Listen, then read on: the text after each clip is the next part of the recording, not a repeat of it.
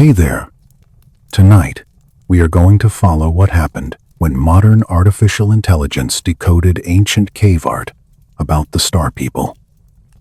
I fed supercomputers thousands of high-resolution scans of prehistoric cave paintings and petroglyph panels from every continent. The pattern recognition models ignored the familiar bison and deer and horses, and they focused on the anomalies that most eyes drift past. The AI returned the same result again and again, a precise, recurring figure, hidden in deep chambers and dark corners where no casual visitor would linger. It found clear depictions of beings wearing sealed helmets and carrying strange tools, painted long before human civilization was supposed to begin. If you enjoy hearing what modern technology can reveal about the forgotten shadows of our past, please leave a like and subscribe, and settle in with me for this long journey. Now dim the light in your room. Let your shoulders drop. Let your jaw soften. And breathe in, slowly. Then breathe out, and feel the day loosen its grip. You are safe here in the quiet, and you can let the world stay outside while we drift back through time. The fire builds a small golden circle on the wall, and beyond it the room is a calm, dark sea. I can almost hear the soft hum of distant servers in my memory, the way a data center breathes. Fans turning like patient insects, air moving through long corridors of metal. That is where this story begins for me, not in a temple or a museum, but in a modern room built for machines, where human hands carry old images into new eyes. For years, archaeologists have photographed caves and rock walls. They have cataloged pigments, measured mineral crusts, mapped chambers, and tried to preserve what time and moisture want to erase. Yet the human mind is a creature of habit. We see the big animals first. We see the bulls and the lions. We see the herds and the hunts. Our attention rests on what looks familiar, and it moves on. The AI did not move on. It looked at every inch with the same calm intensity, one pixel at a time, like a fingertip tracing stone without fatigue. The first data set I gave it was from southwestern France, a winding limestone labyrinth, a famous name spoken in museums and school books. Lascaux. The scans were not just photographs. They were depth maps, surface meshes, pigment spectra, temperature and humidity logs, and the careful notes of people who crawled into the earth to measure breath and distance. When the AI ingested that bundle of information, it rebuilt the cave in silence. It reconstructed the chambers in 3 dimensions. It simulated lamplight, torch, smoke, and the way shadows bend on curved rock. It did something strange and beautiful. It tried to see the wall the way the ancient painters saw it. And that is when the machine highlighted a place that most people never reach. A low passage, a steep drop, a cramped chamber sometimes called the shaft. The air down there is heavier. It holds more carbon dioxide. It makes your lungs work a little harder, and that effort changes the mind. The AI flagged it because of placement. The figure was not near the grand galleries where crowds would gather. It was tucked away, hidden behind difficulty, behind risk, behind the simple fact that most bodies would choose comfort and turn back. If you were standing there with me, you would feel the temperature change first. The entrance air would be mild, then gradually cooler, as if the earth is offering you its stored winter. Your skin would tighten on your arms. Moisture would bead where fabric touches you. The rock would smell like wet chalk, like minerals and old water. Each step would carry a small scrape, shoe on stone, knee on gravel, palm on limestone. Your breath would become louder, not because you are afraid, but because the cave turns every sound into a private echo. Now imagine a person from 17,000 years ago, or a little more, depending on which layer you believe. No electric light, no headlamp, only a small stone bowl of animal fat with a wick, a tiny flame that trembles if you move too quickly. The light does not flood a room. It clings. It gathers on the nearest ridge and leaves everything else in darkness. The walls appear and vanish as the flame sways. Shapes rise and sink. A curve of stone looks like a shoulder. Then it becomes only rock again. In that living darkness, the painter crawls. The AI helped me linger on this moment because it modeled the path. It showed how narrow the passage becomes, how a person must turn a shoulder, shift the lamp, protect the flame with a hand. It showed where the ceiling dips low enough that you must bow, and where the floor drops in a way that makes the body tense.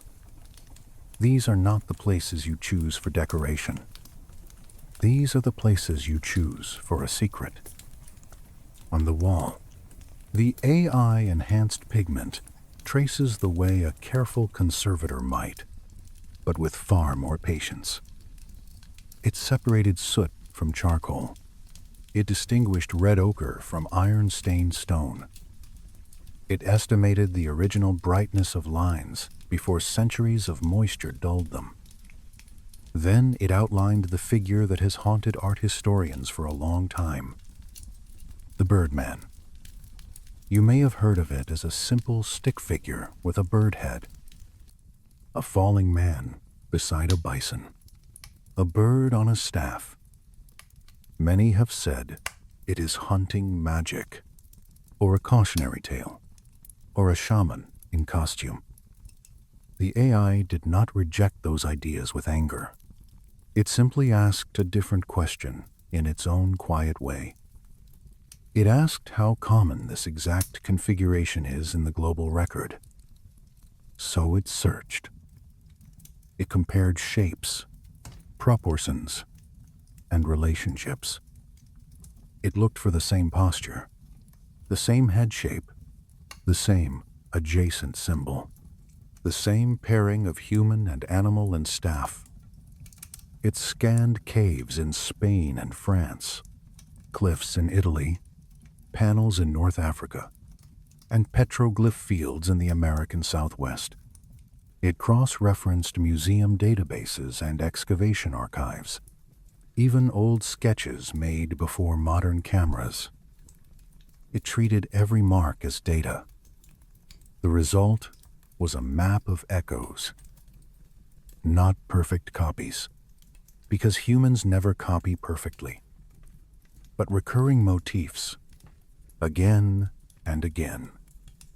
A human figure with an altered head, a bird or winged symbol nearby, a vertical rod or ladder-like shape. And often, the figure is placed where the earth presses close, deep in the stone, away from casual eyes.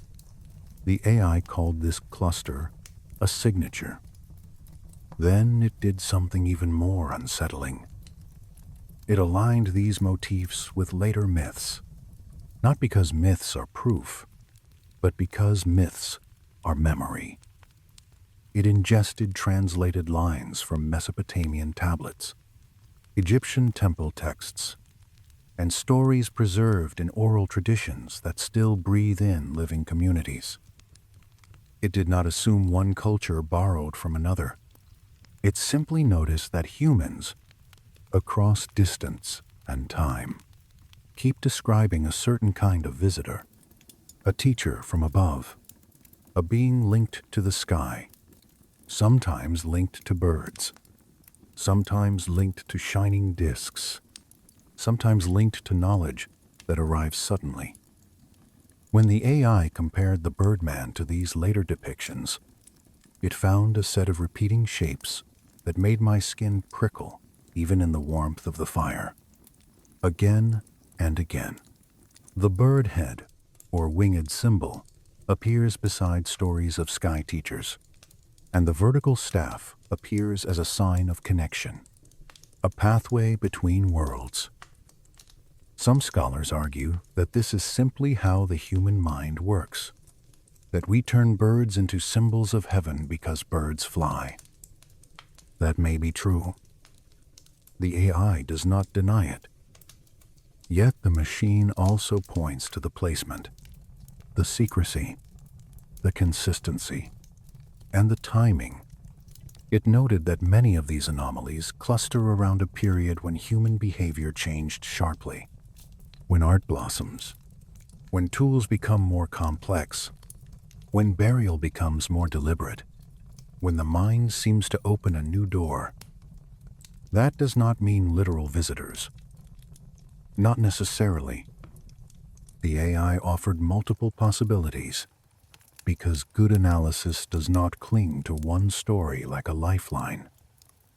It suggested altered states of consciousness, shamanic trance, dreams shaped by sound and darkness.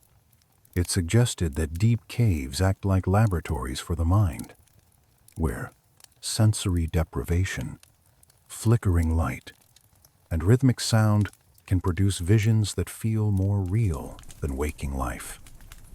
Yet it also suggested a second possibility, that these visions may have been triggered by an external stimulus, an encounter with something that arrived, something strange enough that it demanded a private chamber in the earth to process.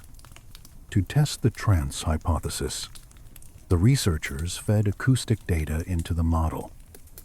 Caves are not silent. They have resonant nodes.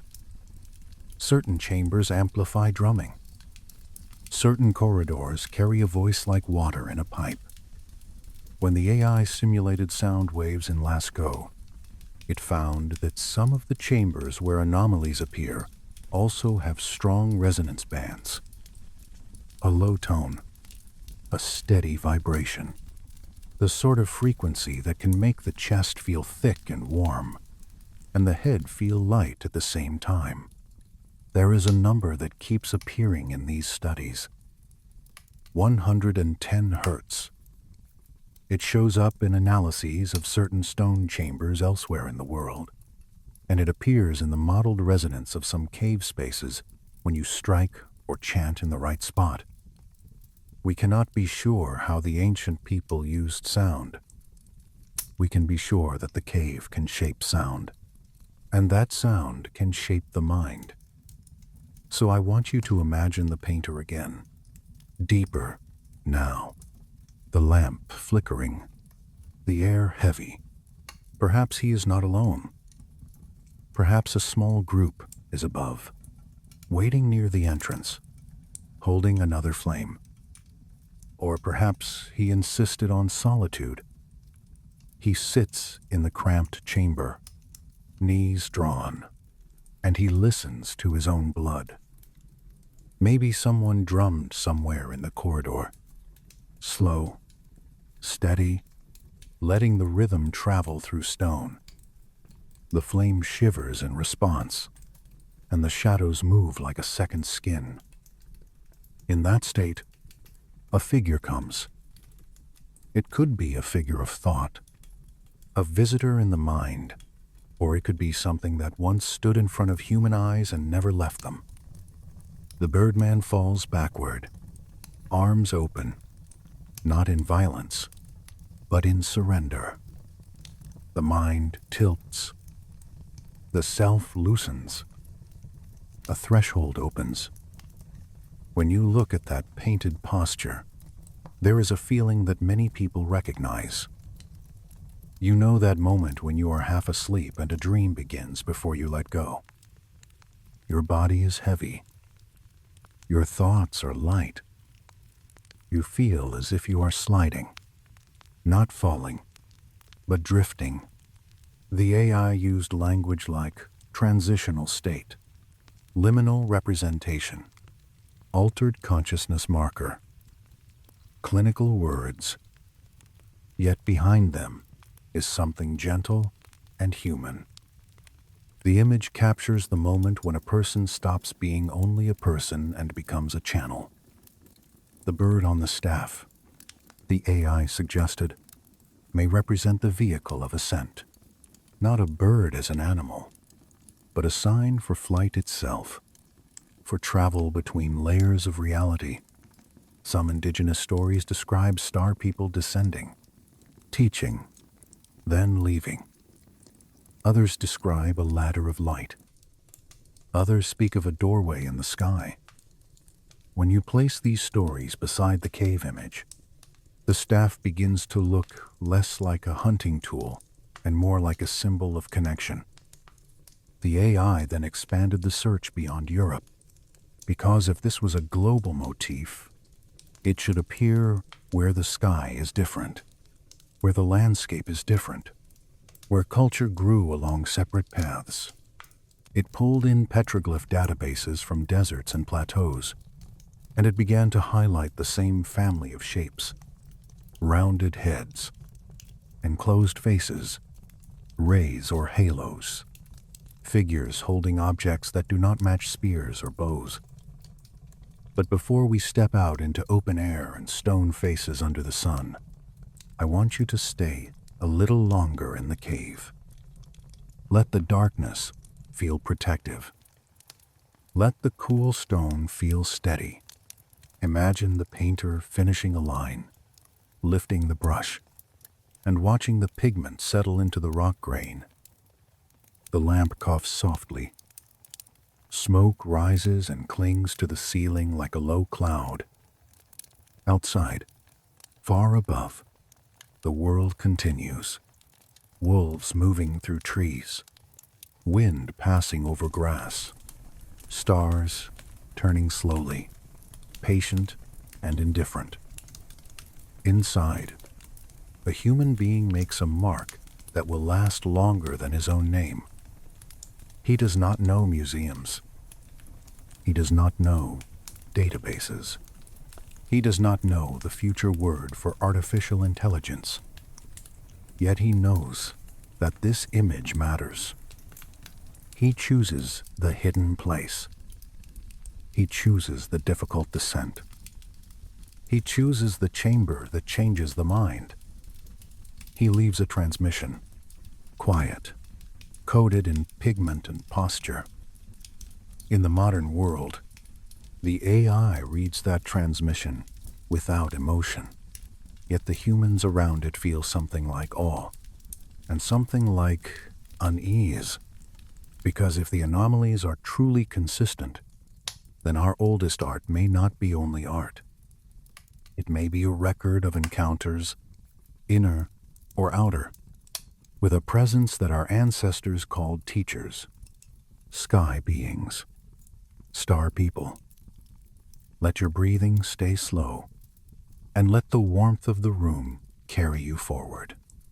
As we begin to move from the deep cave of France toward open rock faces and other lands, the next bundle of images the AI consumed came from the Italian Alps, a valley where stone has been used as paper for an astonishing length of time. The place is called Val Camonica, and the rock faces there hold tens of thousands of engraved figures, layered across centuries like dust settling in thin sheets. Hunters, deer, plows, circles, lines, symbols whose meanings have softened with time. When a human researcher looks at such a wall, the eyes search for a story, and the mind becomes tired. When the AI looks, it does not tire. It keeps its attention sharp and even. The model began by sorting the carvings into families: animals, weapons, shelters, hands, spirals, wheels, boats, and the simple shapes that appear in every human place. Then it isolated the outliers, figures that did not fit the expected toolkit of the era. The output was quiet and clear. Helmeted forms. Again, in several panels, the engravings show human-like bodies with heads that are not simply heads.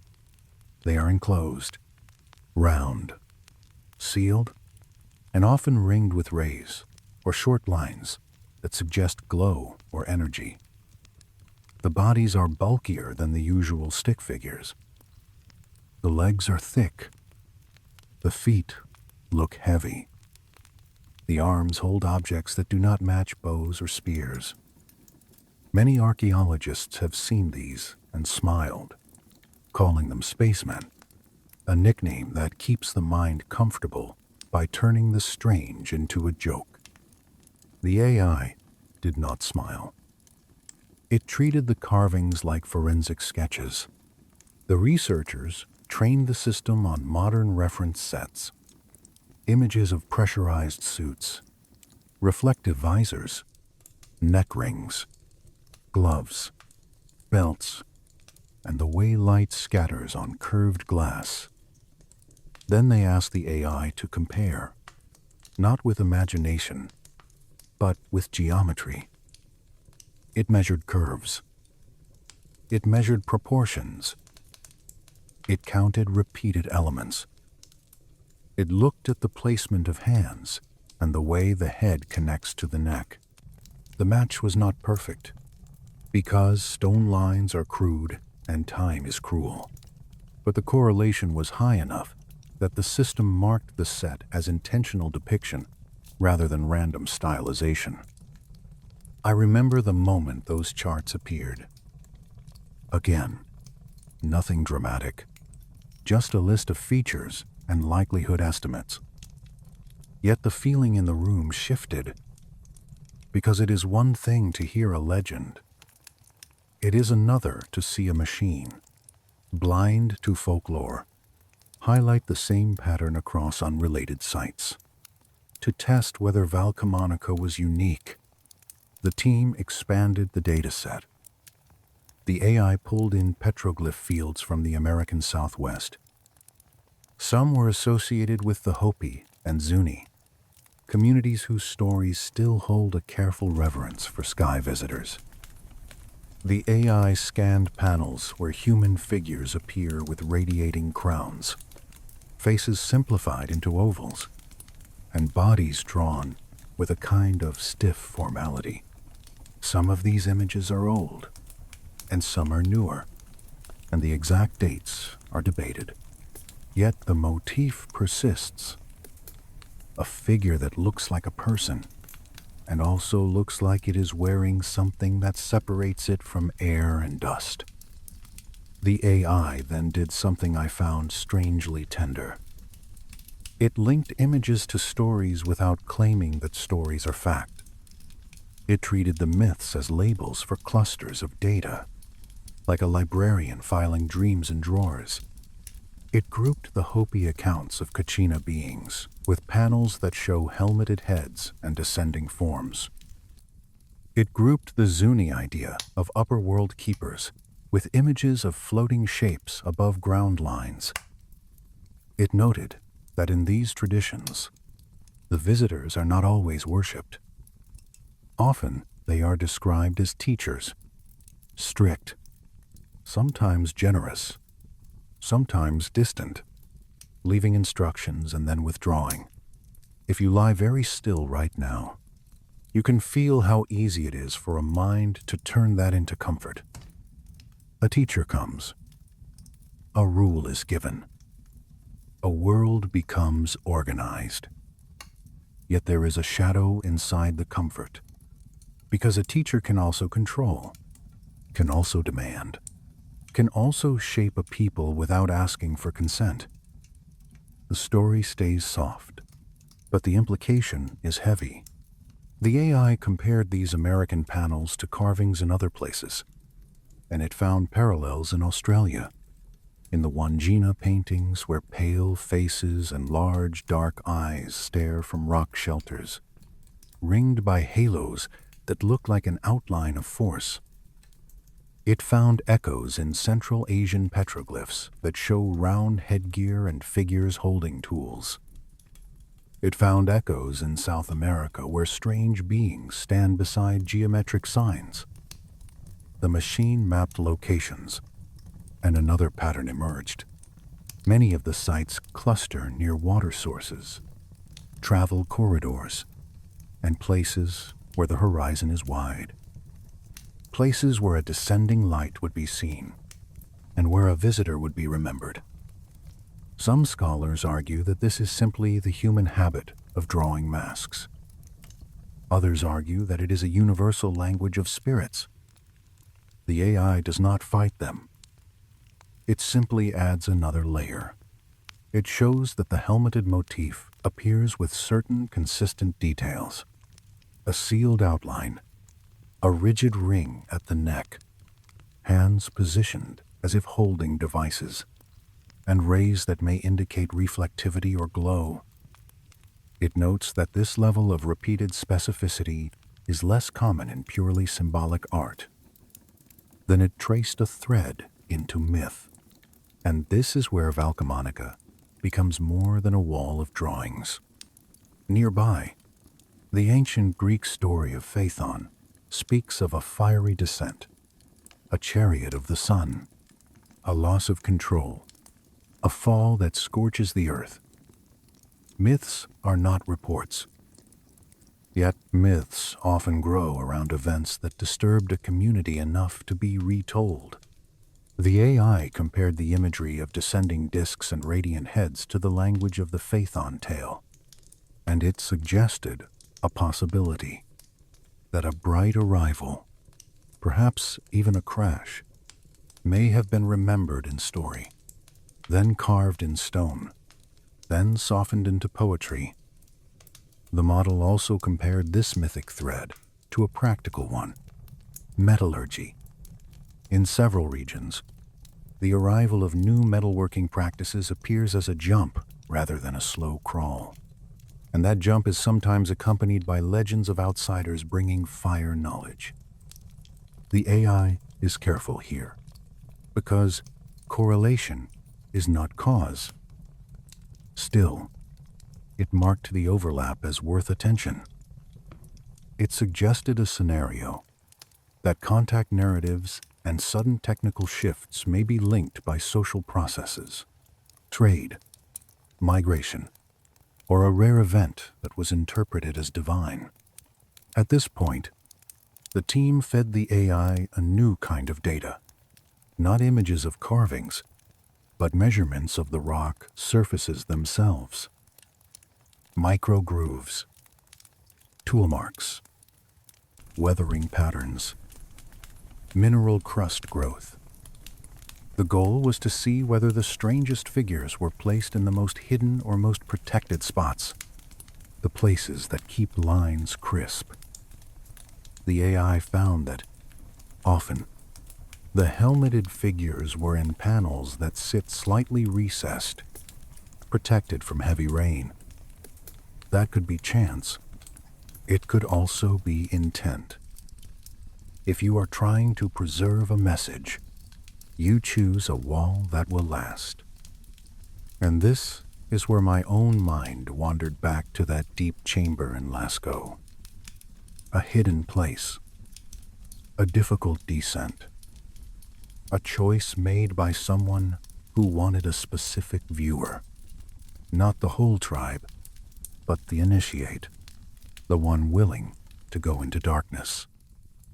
Valcamonica is different because it is open air, yet the same impulse appears. Hide the most unsettling thing in a place that only patient eyes will study. The AI then turned from individual sites to sequence. It arranged the motifs on a rough timeline. Early caves, deep and hidden, with animal herds and rare anomalies. Later petroglyph fields, open air, with many daily life scenes and a steady undercurrent of strange figures. Then, later still, the rise of complex myth systems where sky teachers are given names, lineages, and moral roles.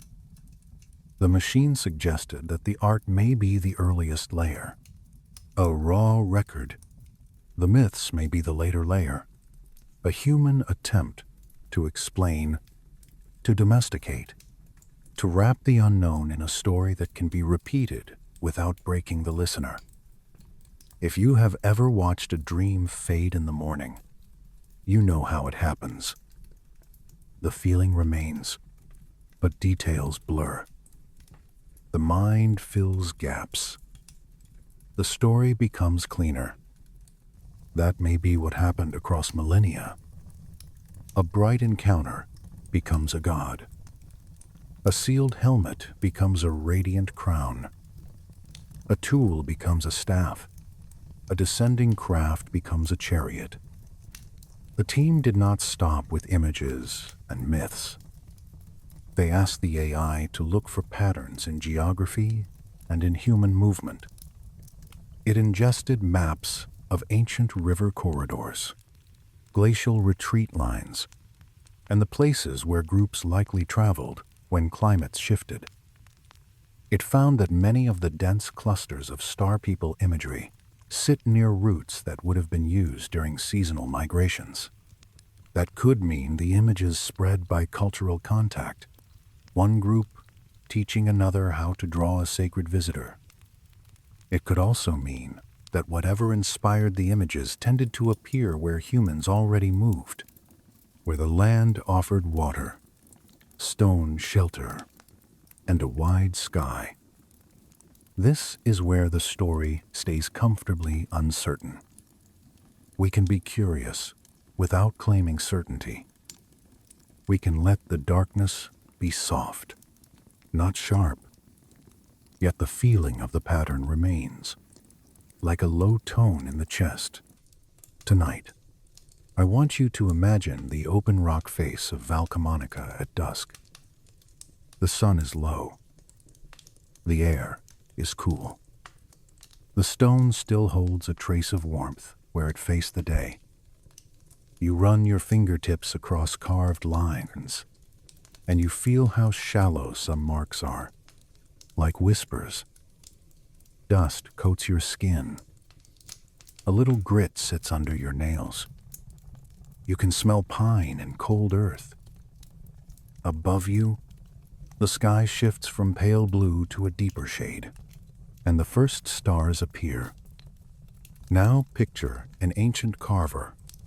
He stands with a stone tool, tapping, tapping. Each strike small, controlled. The sound is gentle and steady, like a heartbeat against the world. He is not carving a meal. He is carving a memory. He makes a round head, then a sealed outline, then rays, then a heavy body. He carves the hands holding an object, and he pauses, as if checking the memory inside his own mind for accuracy. In his world, accuracy matters because the visitor was real enough to change him, whether that reality was in the sky or in the mind. Back in the modern data center, the AI marked his figure as part of a global set, and the humans around the machine sat in a quiet kind of awe.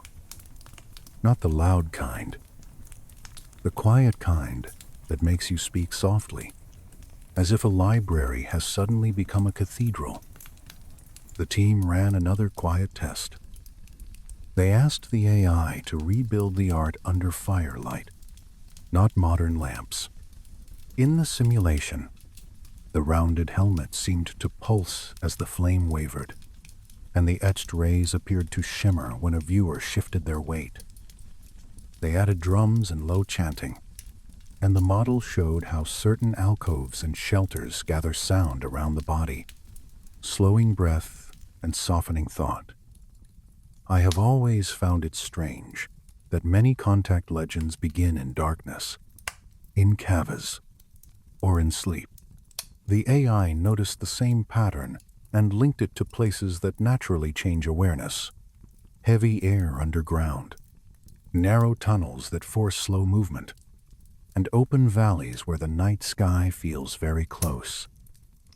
It offered a careful idea that the star people motif may be layered, a rare bright event, a ritual technology of trance, and a memory carried forward in stone.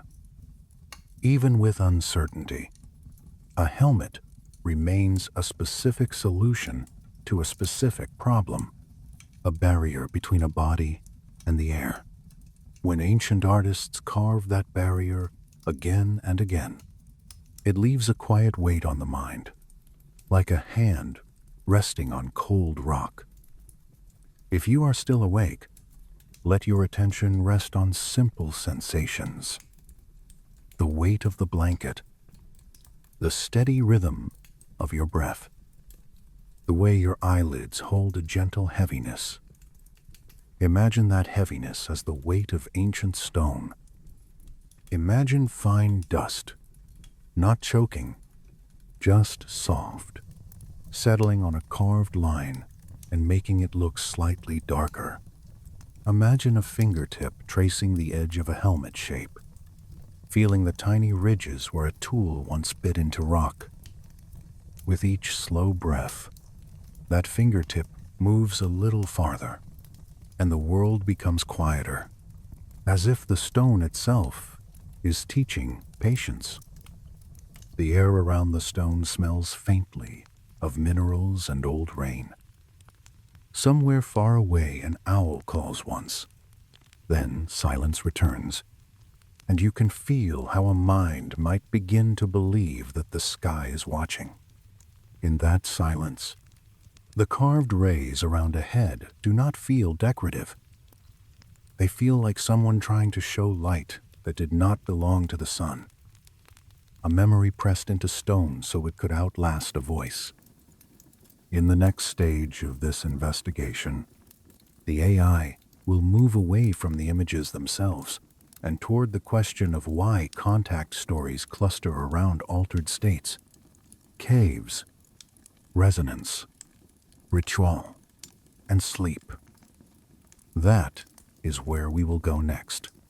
For now, let your breathing slow even more, and let the idea of these carved helmets soften into the dark, like a shape seen through half-closed eyes, waiting for the next memory to surface. The fire beside me is low tonight, and the room is quiet enough that you can almost hear the soft settling of dust in the corners. I keep my voice slow, because what I am about to share feels heavy, not in a loud way, but in the way deep stone feels heavy when you rest your palm against it. The supercomputers did not stop with the caves of France or the high rocks of Italy. The models kept searching, patient and tireless, moving across continents the way moonlight slides across a floor. After the pattern recognition, algorithms mapped the helmeted figures and their strange tools. The research team gave the system a new task. It was simple, almost gentle. Find the same signature in places where people still tell stories about sky visitors today.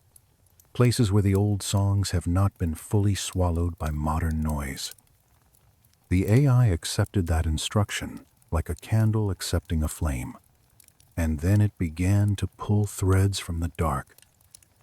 It started in northwest Africa, in Mali, in a valley that feels like a closed hand holding its secrets. The Dogon people lived there, and for a long time, their star knowledge was guarded, spoken in careful circles, not offered freely. The AI could not sit in their ceremonies. It could not feel the dust under bare feet. It could not taste millet beer or hear a mask creak as it turns. But it could read what had been recorded, and it could compare that record to the sky itself. The team fed the machine old field notes, interviews, sketches, photographs of carvings and ritual diagrams. Then they fed it astronomy.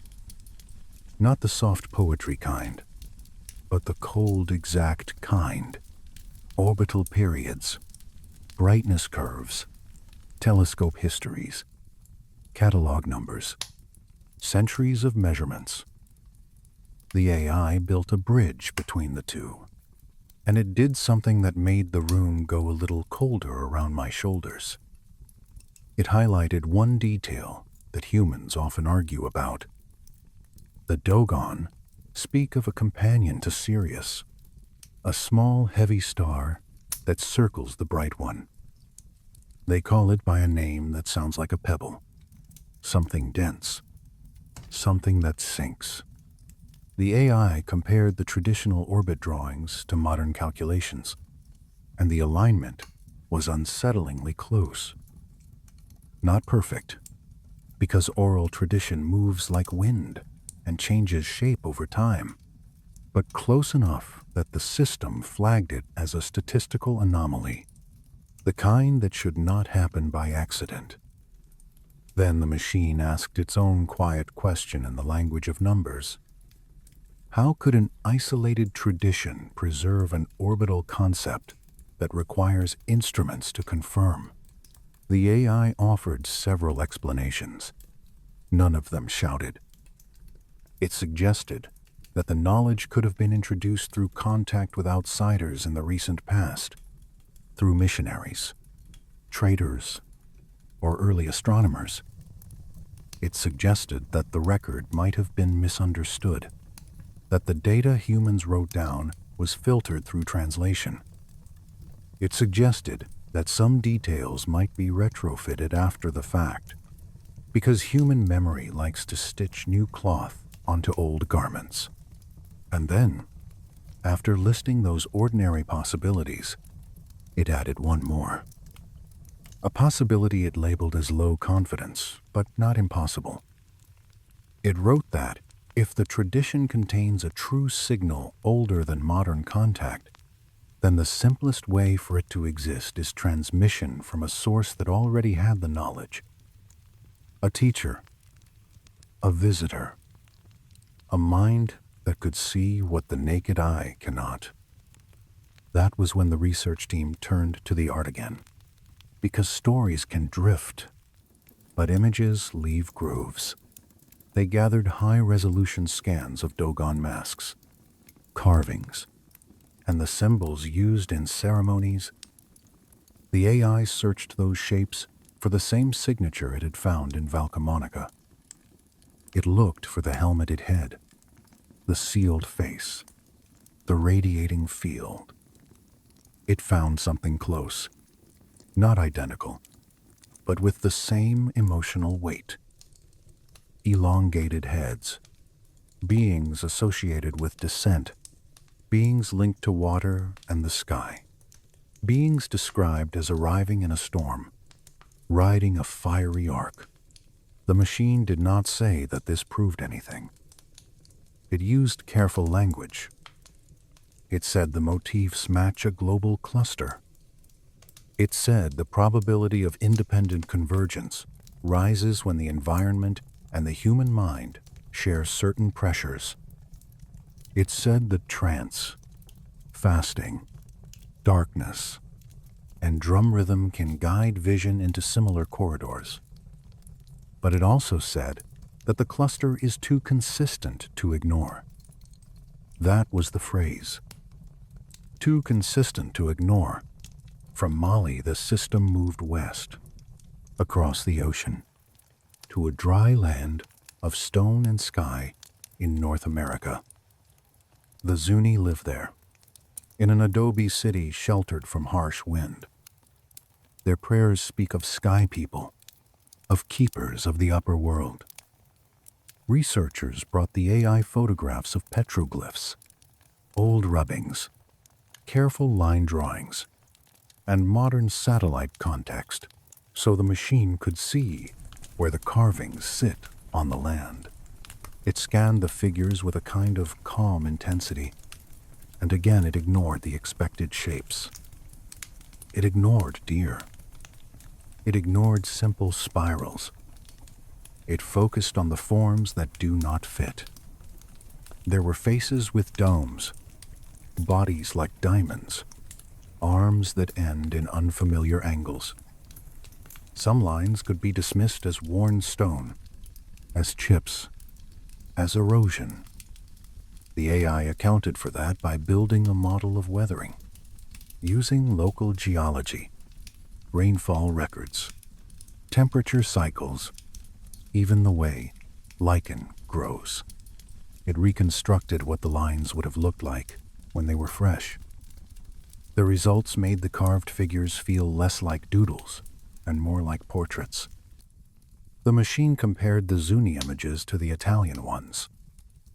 It did not demand a perfect match. It measured similarity in a softer way, like listening for the same melody played on different instruments. It found repeated features, encased heads, emphasis on the face as a window, bodies drawn as if padded or sealed, the suggestion of something hovering, because the feet do not always rest on the same baseline as the human figures around them. Then it did a deeper thing. It cross-referenced the petroglyph locations with the roots of ancient water, old springs, seasonal paths. It found that many carvings sit near reliable sources of water in an otherwise demanding land. That does not prove visitors. It does not prove anything beyond human preference for survival, but it does create a pattern that fits the old stories. If you were a traveler from elsewhere, if you needed to land, to observe, to meet, you would also seek water, and you would also choose places where humans gather. As the AI stitched these findings together, it returned to a theme that had been hiding behind the images all along. Consciousness. The old shamans in the caves, the mask wearers in the valley, the singers in the desert, they all use the same doorway. They change their state. They step out of ordinary attention and into a narrower beam, the kind of focus you feel just before sleep, when thoughts slow and the world becomes simple. To test that idea, the research team fed the AI acoustic data from ritual spaces around the world. Cave chambers, stone rings, underground rooms, canyon walls, the places where voices echo and drums feel like a second heartbeat. The system measured resonance, and it compared those resonances to the frequencies that modern neuroscience associates with trance and calm alertness. Again and again it found a familiar number. Not always the same, because stone varies, but clustered around a range that can entrain breath and pulse, around a range that makes the body feel both heavy and light. The AI wrote a short line about this, and I remember it clearly because it was so plain. It said that humans have always built interfaces out of what they have. Stone, air, fire, rhythm. If a teacher wanted to reach a mind, the easiest path is not a machine made of metal. It is a room made of rock and a song made of breath. Now let your own breath become part of this. Inhale slowly and let the air rest in your lungs for a moment. Exhale slowly and feel your shoulders drop a little. If your eyes are open, let them soften. If they are closed, let them stay closed. Easy and gentle, the story is still moving, but it does not need to hurry. Because the AI moved again, and this time it followed a different kind of artifact. Not a carving on a wall, Not a painting in a cave, but a stone that people held in their hands and called a piece of the sky. In Sierra Leone, there are old statues called nomoli, carved figures with heavy heads and strange proportions. The legends say they fell from heaven, that the sky turned to stone, and that blue fragments rained down with them. For years that sounded like the kind of story humans tell to make the unknown feel close. The AI treated it differently. It treated it as a claim that could be tested. The team gathered lab reports, mineral analyses, photographs under different light, spectrometry data, density measurements, hardness tests. They gave the AI everything. It began by sorting the reports by reliability. It checked which labs used standardized methods. It checked whether samples had clear chain of custody. It checked whether the stones might be slag, glass, or a natural mineral. Then it did something subtle. It compared the composition ranges to databases of terrestrial minerals and industrial materials. It looked for matches, and it looked for near matches, because nature often repeats. It found that many descriptions were inconsistent, which could be explained by mixed samples, or by mislabeling, or by simple error. But one cluster of data remained stubborn, a material that did not fit neatly into a known category, a blue-green glassy substance with odd inclusions. The AI did not declare it alien. It did not need to. It simply wrote that the uncertainty remains after multiple independent tests, and that the local legend about Skystone cannot be dismissed as purely poetic without further controlled sampling. That is not a dramatic conclusion. It is a quiet one. And yet it carries a strange weight, because it means there is a door still closed, a small door made of chemistry and myth, waiting for a careful hand. The AI then compared the nomoli forms to the helmeted figures in global rock art. It measured head-to-body ratios, the way eyes were carved, the way hands held objects. It found partial overlaps, enough to suggest that the statues belong to the same family of images, but not enough to prove a single origin. It said that cultures can converge, but it also said that when the same silhouette repeats across oceans, you should look closely at the shared details, because shared details are where truth hides. If you were here with me, by the fire, you would hear how calm this can feel, even when the subject is eerie. The eerie part is not monsters. The eerie part is persistence, a figure repeating in charcoal, in stone, in wood, in clay, repeating over thousands of years like a refrain that refuses to fade. And that brings us back to the oldest galleries again, because the AI decided to test the story of contact against time. It took the images it had flagged, and it built a timeline, layering them like thin sheets of dust. Older at the bottom, younger on top. It measured how the signature changes. Does the helmet become simpler? Does it become more detailed? Does it vanish? Does it migrate? The result was not a straight line. It was a pulse, an appearance, a spread, a quiet retreat. The AI suggested that this fits two very different explanations. One is purely human, a motif that becomes contagious because it is powerful, a symbol that travels with trade and migration, then fades. The other is more unsettling, a visitation pattern, A teacher that appears when humans are ready for a new step, then leaves, then returns when the next step is needed. The AI could not decide between these. It wrote that the data is compatible with both.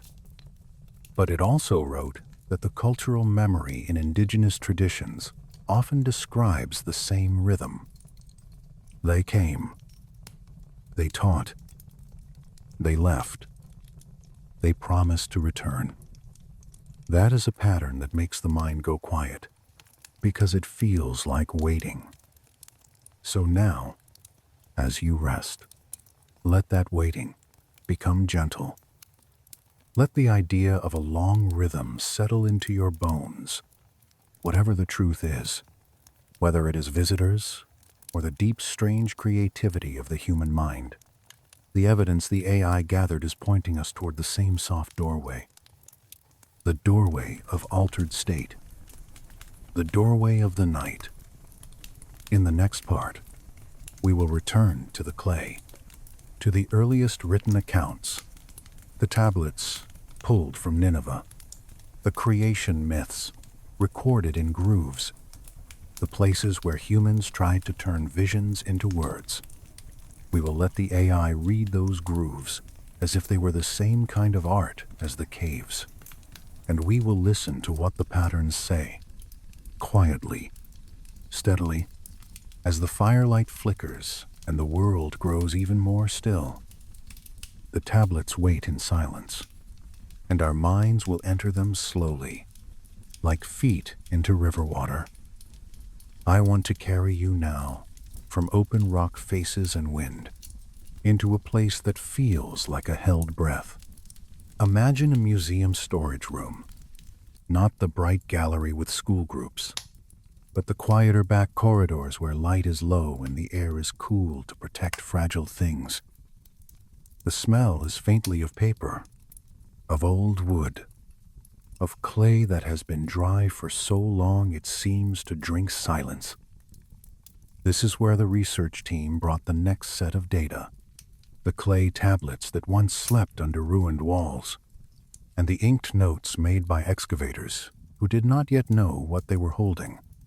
In the 19th century, in the ruins of Nineveh near the Tigris, thousands of cuneiform tablets were uncovered from a royal archive. The records were not a single story. They were taxes, lists, hymns, myths, arguments, prayers, and the quiet business of daily life.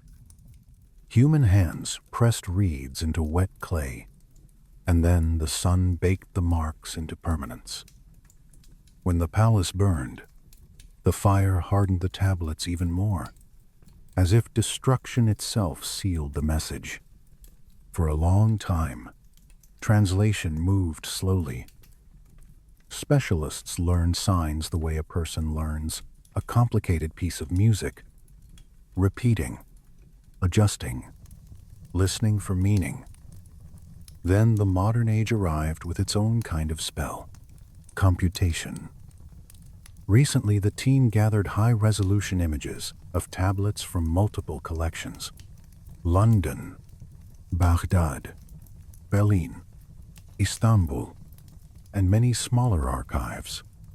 They fed the images into translation models trained on parallel texts, sign lists, and known grammatical patterns. The AI did not replace the scholars. It worked beside them, checking, proposing, flagging ambiguities, and linking fragments that had been separated by borders and decades. I watched one of these systems work in a server room that felt like a different kind of cave. The lights were dim, the fans made a steady breath, and the screens glowed like small moons. The model would take a broken line of wedges, and then it would suggest likely restorations based on thousands of similar lines. It would show probabilities, and it would highlight where the data was thin, where the text could turn left or right. That careful uncertainty mattered. Because the oldest stories are never clean. Among the tablets, one set of lines kept drawing the machine back. A creation narrative known from later copies. A story of gods and struggle, of blood and clay. In some versions, it is called the Enuma Elish. The AI aligned multiple manuscripts of the story and built a composite, not as a single final translation, but as a map of variants. Then, it did a second step that human readers rarely have time to do at scale. It compared the mythic language to technical language in other tablets, the words for mixing, for shaping, for measuring, for labor, for metal. The machine noted that the creation scene uses verbs and nouns that appear in texts about craft, not proof of engineering, not proof of laboratories, but a signal that the storyteller used the vocabulary of making. There is clay. There is a mixing. There is a taking of essence from a powerful being. There is the intention to create a worker who can carry burdens.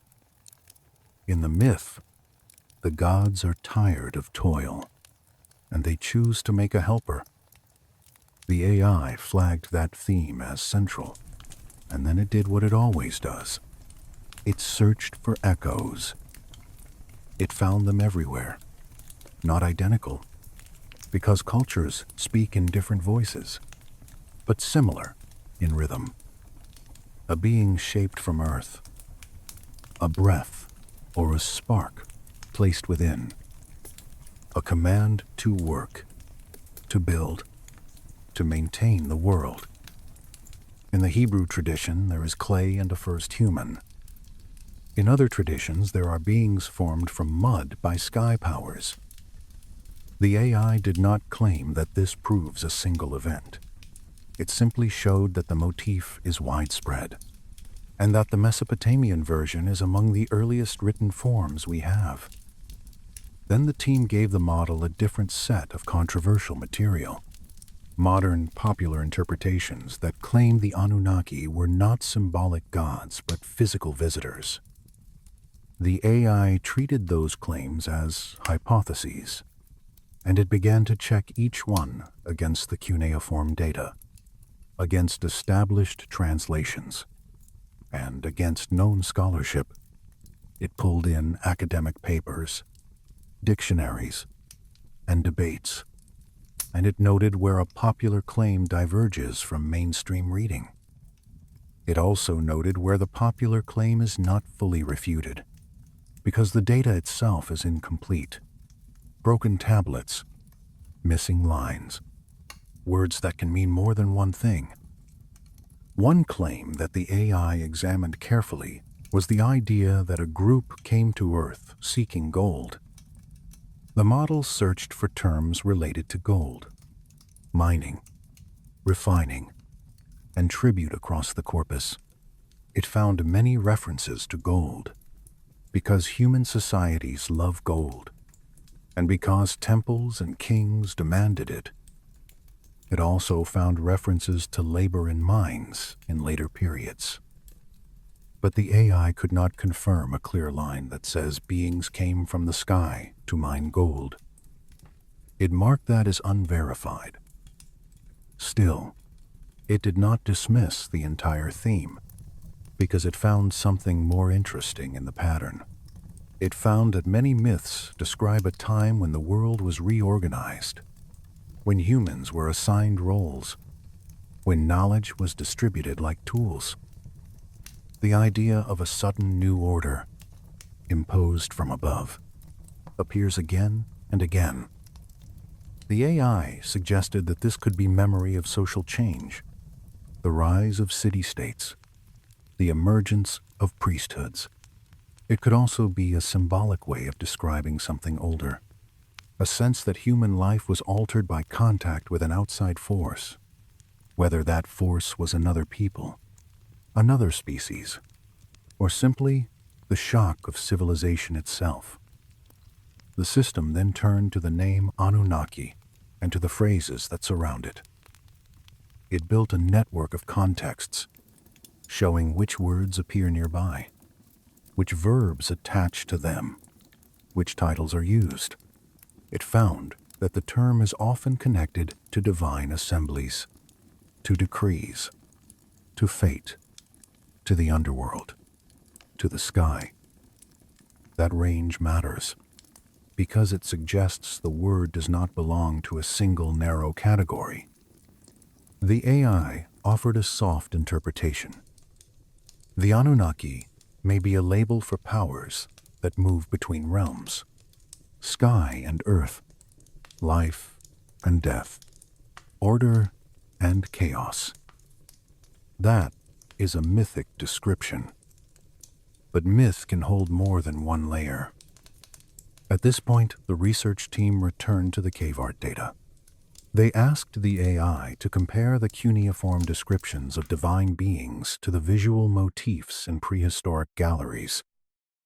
It searched for matchable features: wings, helmets, radiance, tools, descent, instruction. It found a strong overlap in symbolic language, and then it made a suggestion that felt like a whisper. It suggested that the earliest contact narratives may have begun as experiences in altered states, and that later societies turned those experiences into gods, then into texts. In other words, the bird-headed figure in the cave, the helmeted figure on the rock, the sky teacher in a prayer, the assembly in a tablet, they may all be different masks for the same kind of encounter. Not necessarily with physical visitors, but with something perceived as other, something that arrives from above, something that teaches.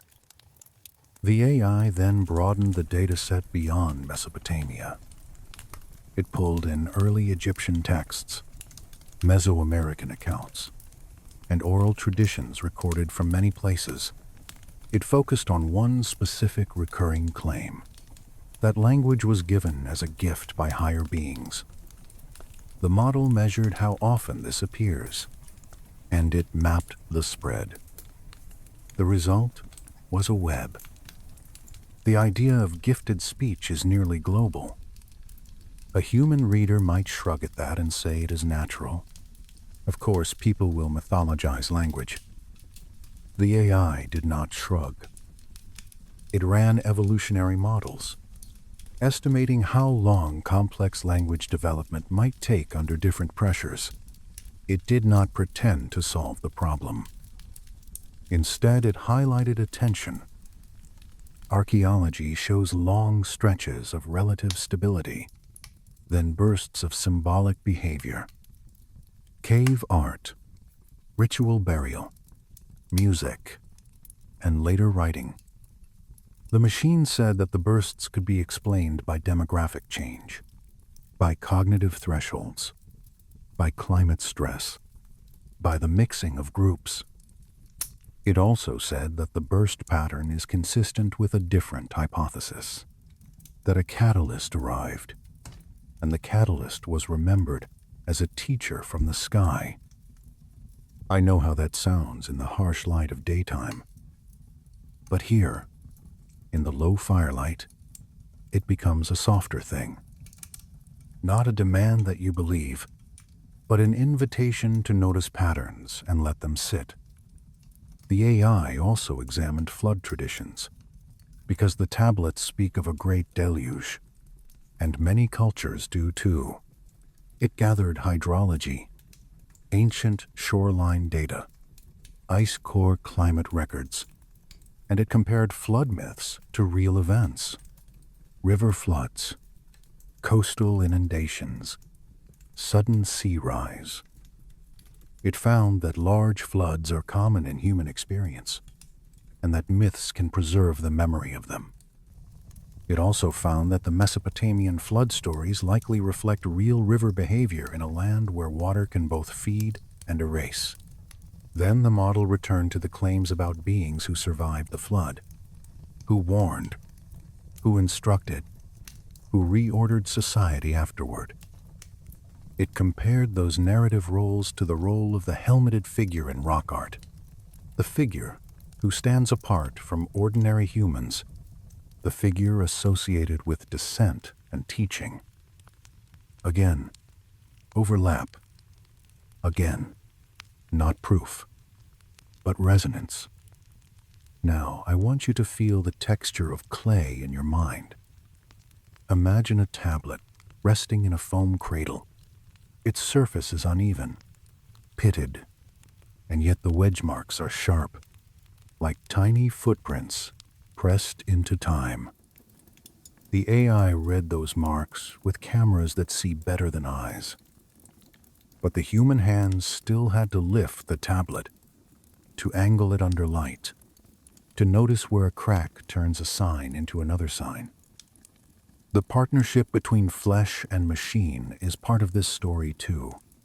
Sometimes the model would suggest a translation, and a scholar would gently reject it, because the sign can mean two things, and the second meaning fits the grammar better. Sometimes the scholar would accept the suggestion, and the line would suddenly connect to another fragment in a different museum. It felt like watching broken bones knit. Slow, quiet, patient. The AI then did one more thing that brings us back to the focus of this series. It searched for images inside the language.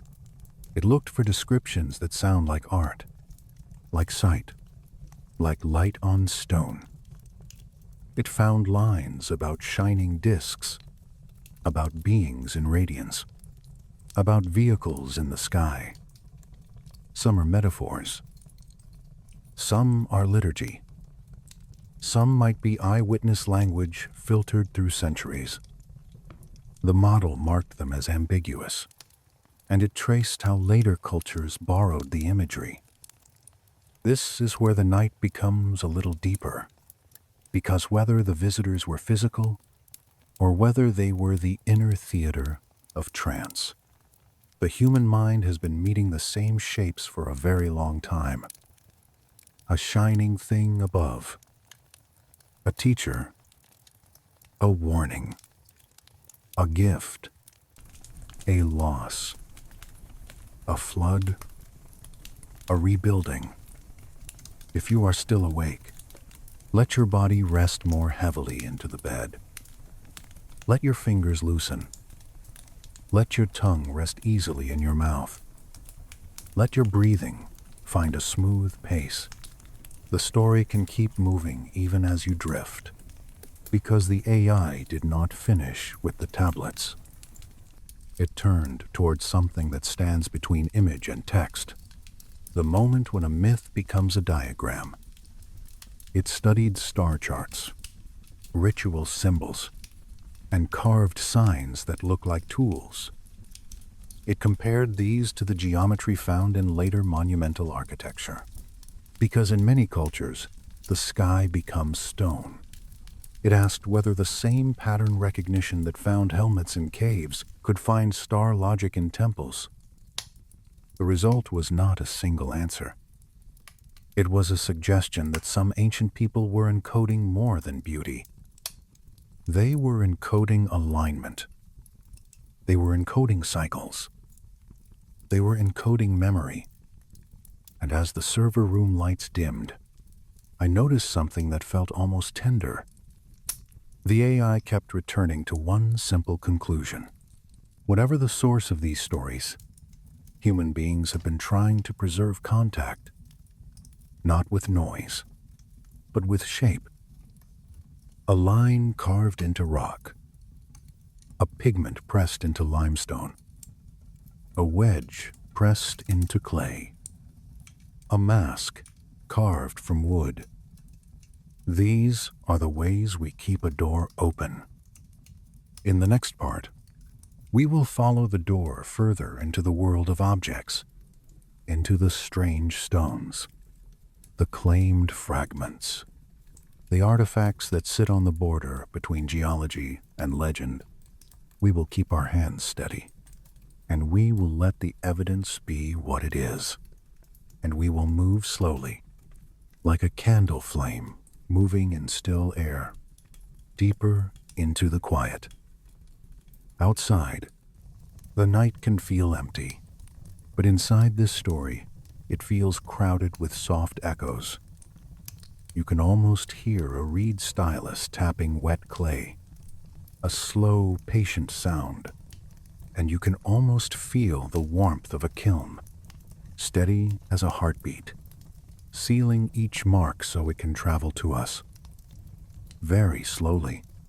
The fire has settled into a quiet orange line, and I can feel the warmth on my hands as if the room itself is breathing slowly. If you are drifting, you can let my words pass over you like a soft cloth. Tonight we move away from the tablets for a moment, and we follow the same method into a place where stone is stacked like a frozen wave. We follow it into Egypt, into the Giza plateau, where the air tastes dry and the horizon holds a pale line of sand. The research team did not travel there first. They began with data, because data can cross borders in a way bodies cannot. They gathered laser scans of the plateau, high-resolution photographs of the Sphinx enclosure, weathering maps made by survey crews, and climate reconstructions built from lake sediments and ice core records. Then they placed all of it inside a single computational space, and they asked the model to treat it like the cave walls, as if it were another ancient gallery, another surface carrying an image that humans have argued over for generations. The AI began with the Sphinx, because the Sphinx is carved from living bedrock, and bedrock keeps time in its own quiet language.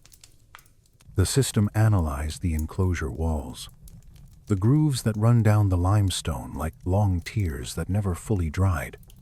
It measured the curvature of those channels, the softness of their edges, the way the rock swells and dips as if it once held water for a long time. Then it compared those features to the weathering on nearby temple blocks that are firmly dated to the Old Kingdom. The temple stones show a different kind of wear, flatter, more horizontal, as if sand had been brushing them for thousands of years in one steady direction. The model did not speak in certainty.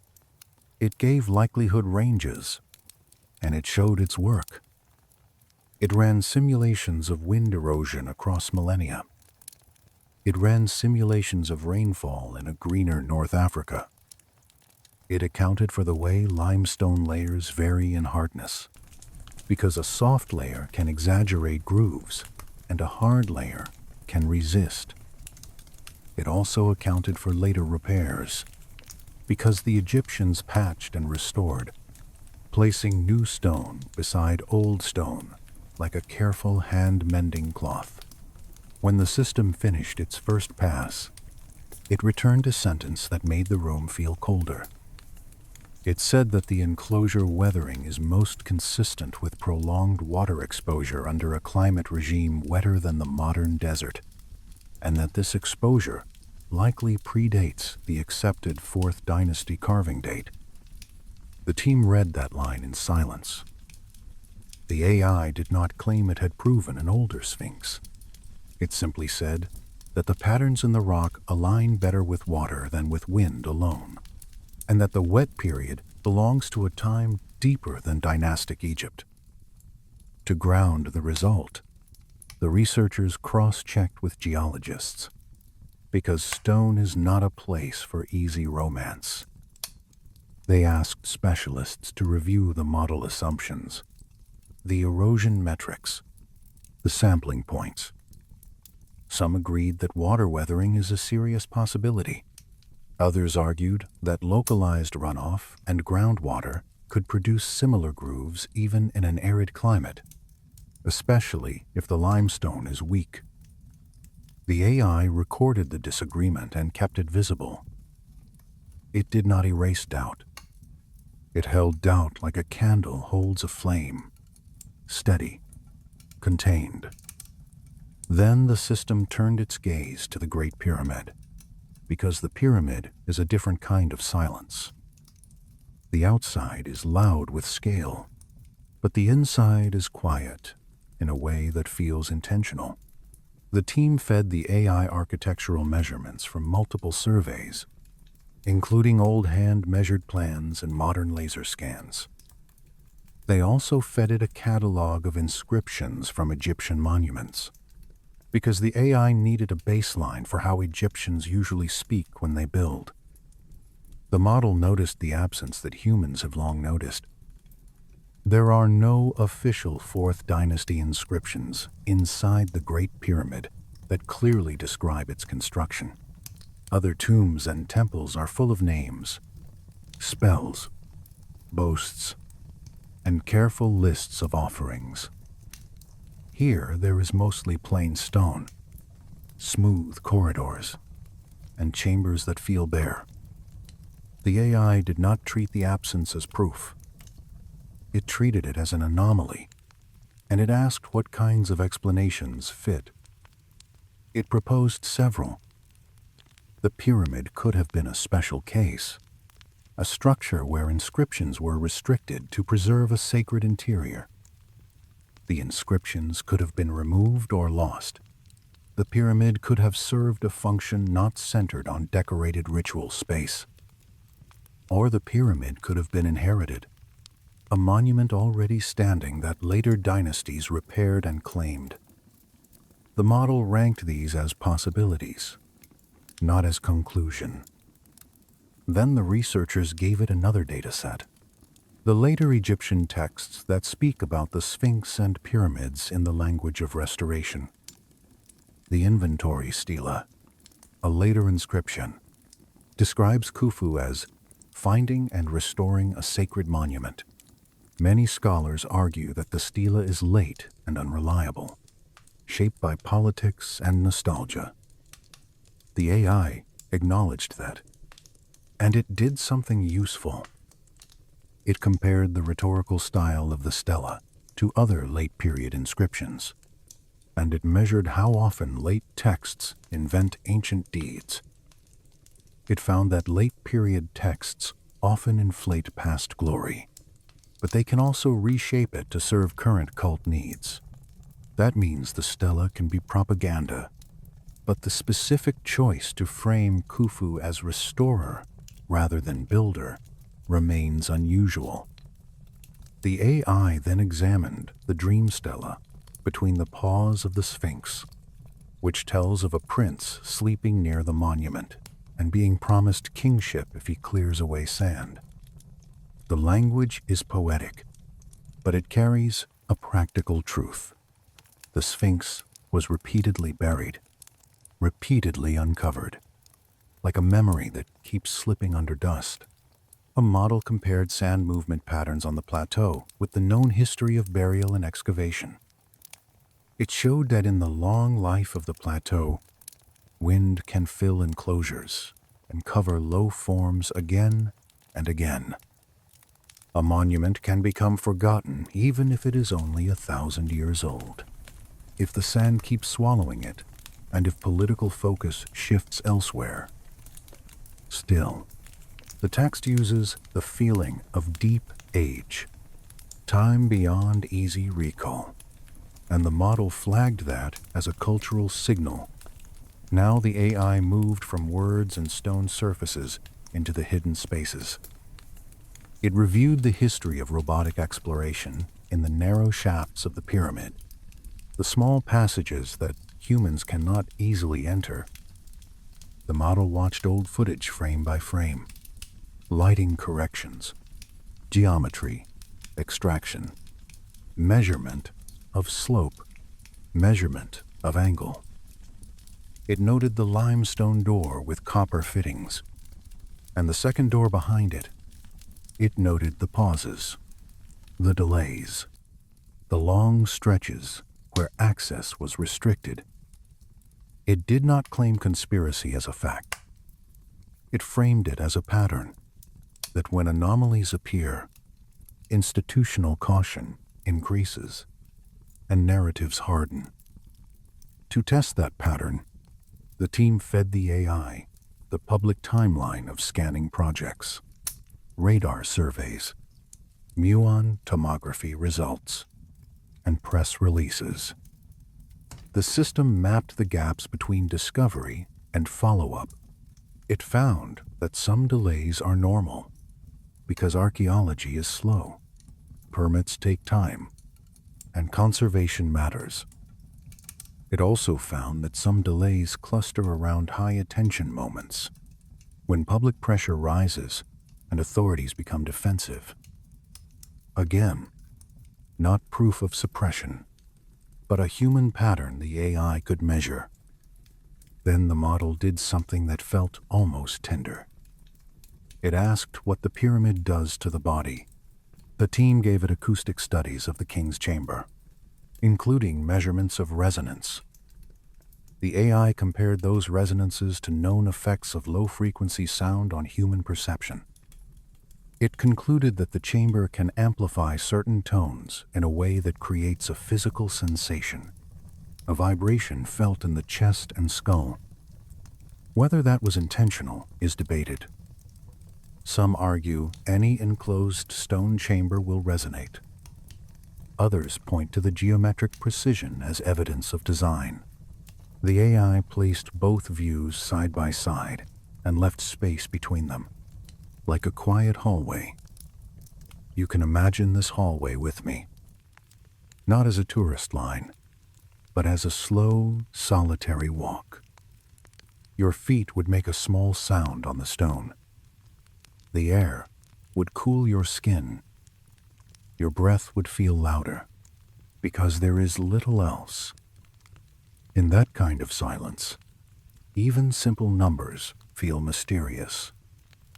The angles, the alignments, the smoothness of cut stone, the tight joins. The AI measured the pyramid's alignment to true north and compared it to modern building tolerances. The result is impressive.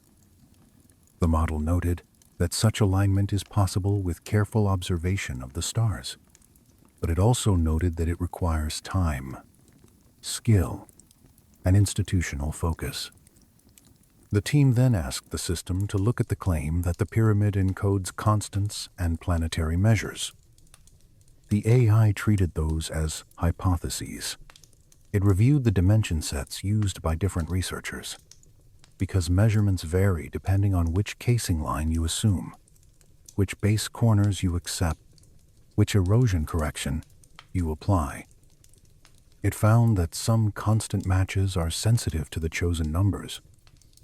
Still, it found that certain proportional relationships are stable across measurement sets, suggesting that the builders cared deeply about ratio, and that the architecture was driven by a mathematical aesthetic at minimum.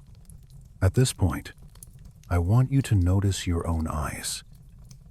Not their shape, just their softness. Let the lids rest a little heavier. Let the muscles around them loosen. The story is about stone and sky, but your body is here in a room, safe, supported, warm enough, because the AI returned to the oldest part of the claim, the suggestion that these monuments may be far older than Egypt. It compared the Sphinx erosion hypothesis to the timeline of the African humid period, when North Africa was greener, when rain fell more often, when lakes dotted the Sahara. The model included uncertainty, because climate transitions are complex. Still, it showed that a wetter regime existed in the early Holocene, and that if a carved enclosure stood open through that time, water could do the kind of work we see in the rock. Then it asked, if a society existed then, what evidence would remain? It drew on archaeology, showing that early monumental sites like Göbekli Tepe demonstrate that large-scale construction can occur before full agriculture. and that assumptions about what is possible may need care. The AI did not claim a lost global civilization as fact. It said that the existence of early megaliths weakens the argument that no one could carve large monuments in deep prehistory. That is all. A weakening. A soft pressure on the old certainty. The final part of the model's report was not about aliens or gods. It was about memory. It said that regardless of who built the monuments, later Egyptians clearly treated them as ancient, sacred, and worth restoring. They wrapped them in story. They carved stelae. They cleared sand. They repaired stone. They acted like custodians, even if they were also builders. The distinction may be less sharp than modern arguments allow. And now, as the model compiled these threads, it built a visual you could feel. A timeline like a river, with lines for dynasties and thicker lines for climate. In that river, the wet years were not a rumor. They were a layer of sediment, and the dry years were another layer, and the stones sat there, taking it all in. The AI simulated sand moving like slow smoke, piling against a paw, sliding down a flank, filling a cut trench until only the top of a head remains. It reminded the team that forgetting is not always an intentional act. Sometimes it is only wind, only time, only dust settling in the same place every night. In the server room, the monitors glowed with maps, and the fans made a steady hush. I watched the graphs rise and fall, and I thought of hands, the hands that carved, the hands that repaired, and the hands that now hold scanners and small cameras. The same motions, different tools, dust on skin, quiet breath in a narrow corridor. Here and now, as the firelight flickers, you can let the debate soften inside you. You do not need to choose a side to rest. You can hold the image of the plateau at dusk, the limestone turning gold, the shadows lengthening, the wind moving like a slow breath over sand. The AI has shown us patterns in erosion, in silence, in inscription, and in absence. It has not closed the case. It has opened a door. In the next part, we will step through that door, and we will go deeper under stone. We will follow the robots into the narrow shafts. We will follow the scans into hidden voids.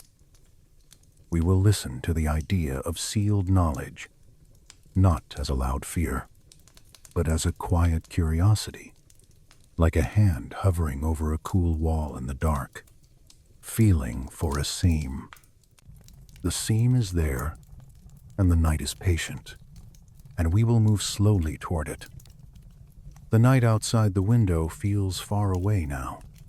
In my room, the candlelight and the fire make a small island of warmth, and I want you to rest your attention on that warmth.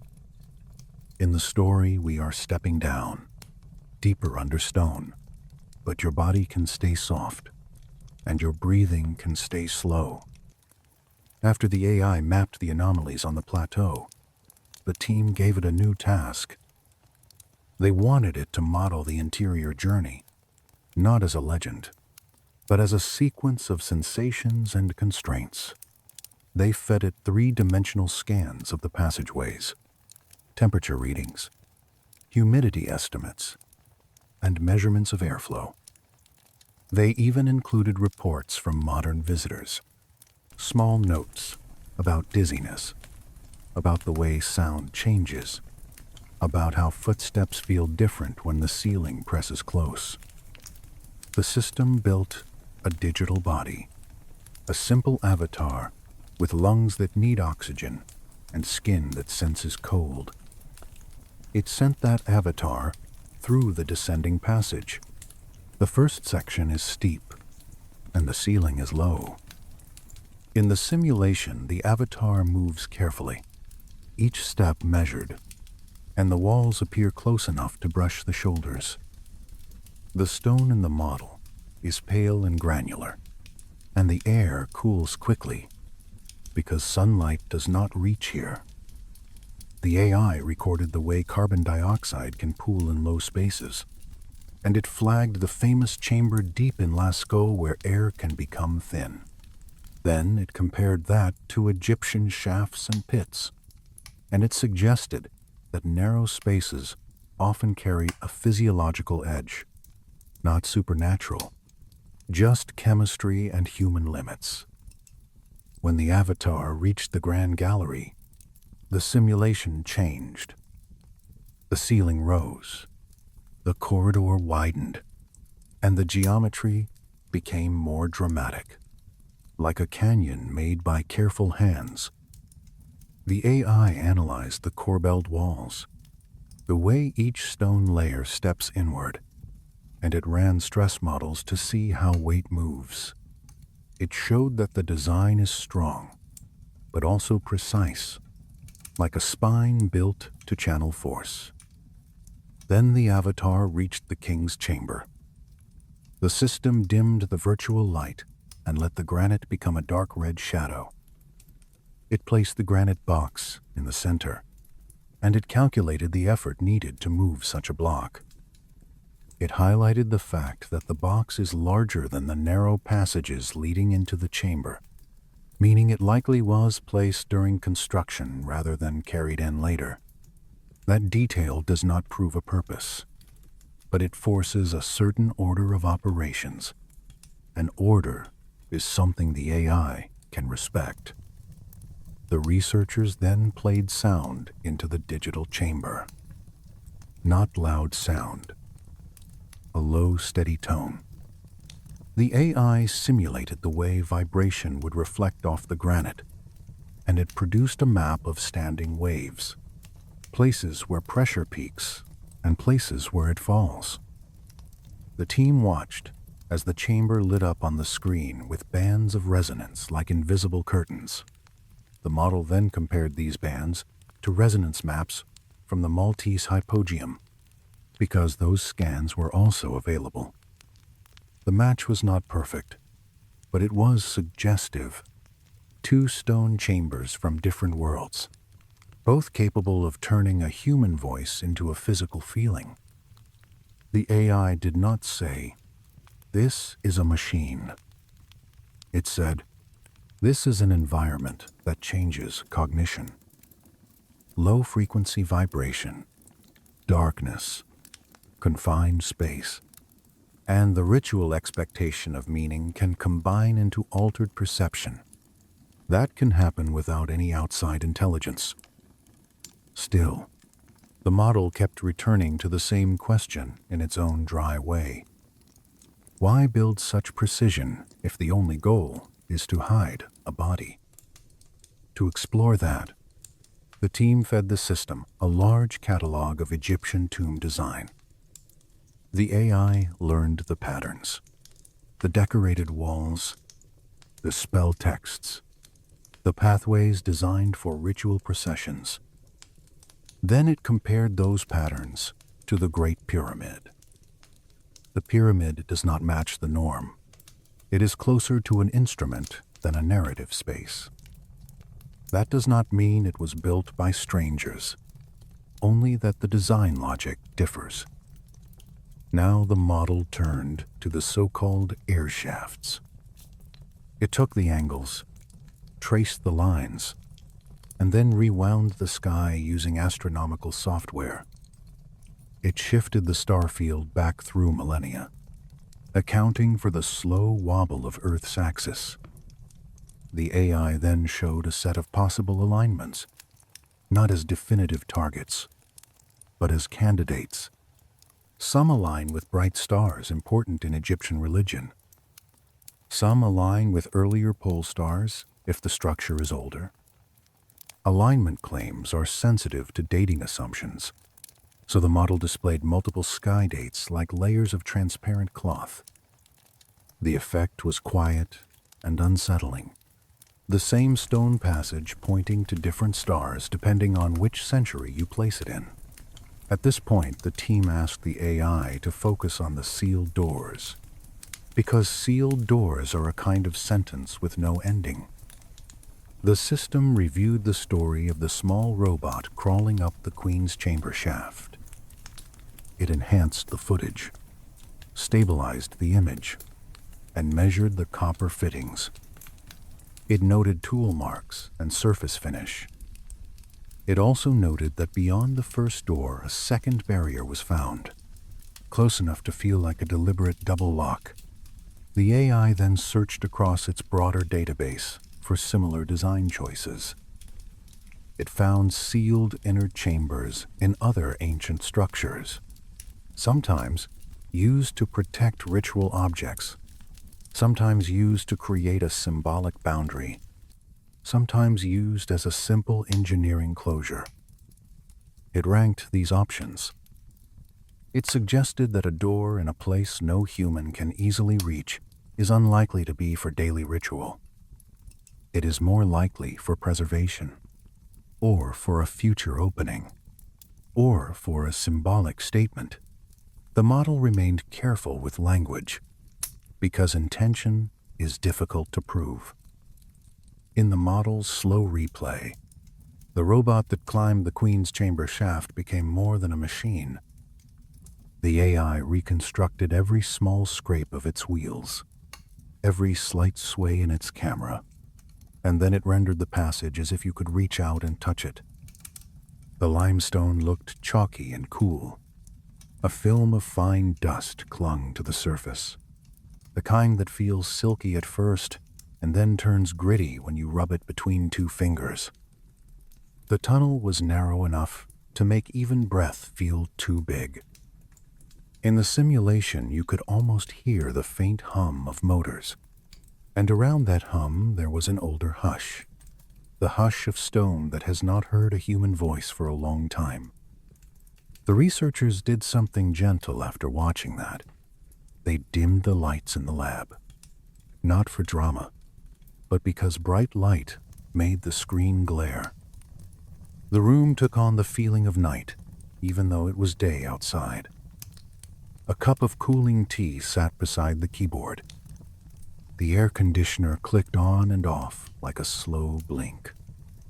When the AI predicted the pressure points inside the pyramid, the graphs looked like ripples on water. And water kept returning in the data. Water in the Sphinx grooves. Water in the low chambers where groundwater rises. Water in the memory of a green Sahara, when the desert was a place of lakes and reeds and long wet winds. I want you to imagine that wet wind for a moment. Not as a storm, just as a steady breath moving over grass, carrying the smell of damp earth and clay.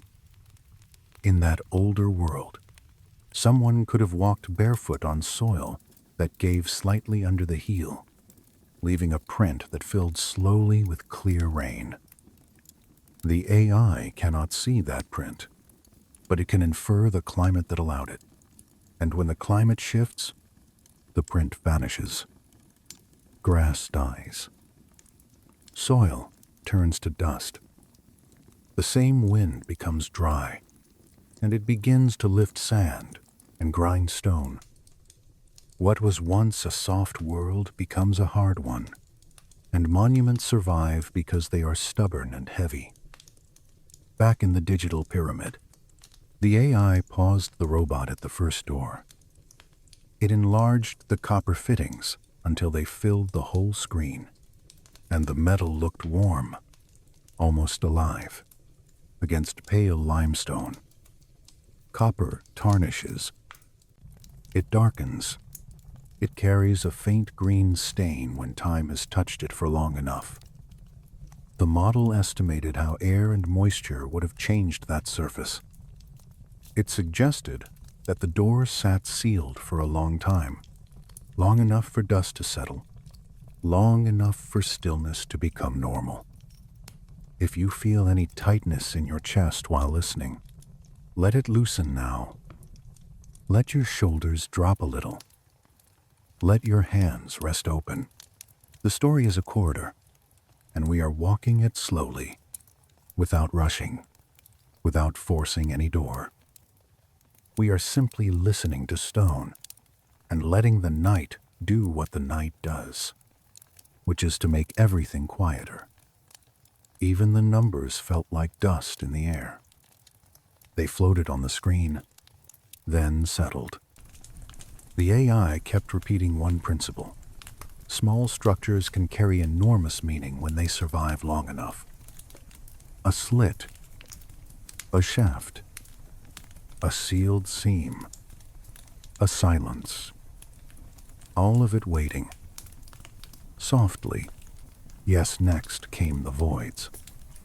Modern scans using muon particles have revealed large unknown spaces inside the Great Pyramid.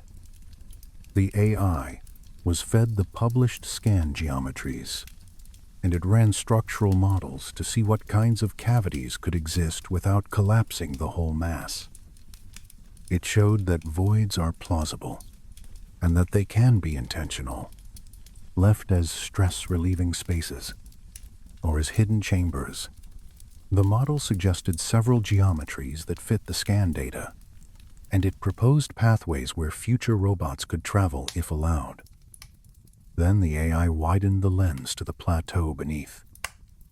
It studied reports of the deep shaft near the causeway, the structure sometimes called the Osiris shaft. It mapped its levels, the water table, the submerged lower room. It compared the cut marks to other known periods. Dating claims for such structures are debated, and the model treated them as such. Still, it noted something simple. Carving deep chambers below ground is difficult, and the decision to do it suggests a strong motive. A need to hide, to preserve, or to reach a symbolic underworld. As I speak, I want you to feel your own bed supporting you, the weight of your head on the pillow, the small rise of your chest, the steady rhythm that has been with you since before you learned any story. Because the AI then moved into the most fragile evidence. Texts that are not in stone. Stories of a lost manuscript. A Coptic text said to have described the pyramids as built before words, before the river knew its place. The team fed the AI the surviving references, letters, notes, and second-hand quotes that scholars have discussed. The model cannot verify what no longer exists. It can only evaluate likelihood. It analyzed the pattern of how such stories spread in the 19th century. It compared it to known cases of forgery and to known cases of genuine finds that were later lost. It found that both outcomes are possible. A lost manuscript can be a myth that grows because it is dramatic. A lost manuscript can also be real, lost to fire or negligence, because archives are fragile. The AI highlighted the way the story fits emotionally with the silence of the pyramid. Humans are drawn to fill a void.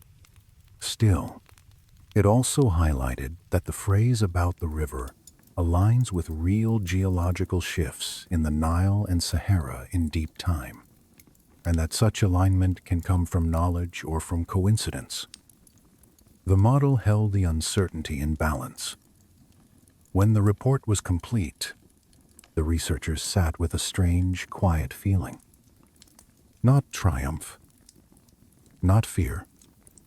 Something like standing in a museum after hours, alone with a huge statue, aware of how much time it has watched pass. The AI had not proved a single forbidden truth. It had simply made the anomalies sharper, It had taken the soft blur of rumor and turned it into measurable questions. And now the thread returns to our earlier theme, the star people, because the pattern the AI loves is recurrence. It asked whether the same signature appears across different sites. Sealed spaces, resonant chambers, geometric encoding. Art that looks like a record rather than decoration. It does not mean one author, but it suggests that humans repeatedly build in ways that preserve knowledge beyond ordinary lifetimes. If you were standing here with me, beside this low fire, I would tell you what I find most eerie. It is not the idea of lost builders. It is the idea of intent across catastrophe. A culture seeing its own end and choosing to store memory in stone, in ratios, in alignments, in sealed rooms that wait for a future mind to arrive. The AI cannot feel that eerie patience. It can only calculate it. But we can feel it. We can imagine the slow desert breath over the plateau. We can imagine the sound of sand sliding. We can imagine a small lamp in a corridor, a hand on a wall, a pause at a sealed surface. So let us keep moving softly. In the next part, we will leave Egypt again and trace the global pattern, from early stone circles to mountain platforms, and back to the cave walls that started this. And we will let the idea of memory, sealed and waiting, become less frightening and more like a lullaby made of dust and distant starlight. The fire has burned down into a quieter glow, and the room feels as if it has settled into a deeper layer of night. I want you to imagine the servers again, not as cold machines, but as a modern kind of cave, humming gently while it holds the oldest images we can find. After the pyramid analysis, the research team asked the AI to step back, to stop staring at one monument at a time, and to look for a pattern across the planet. They built a single archive. They pulled in the scans of Göbekli Tepe in southeastern Turkey, the stone circles and the tall pillars carved with animals and symbols. They pulled in measurement sets from Baalbek, where blocks of stone sit like sleeping giants beneath later temples.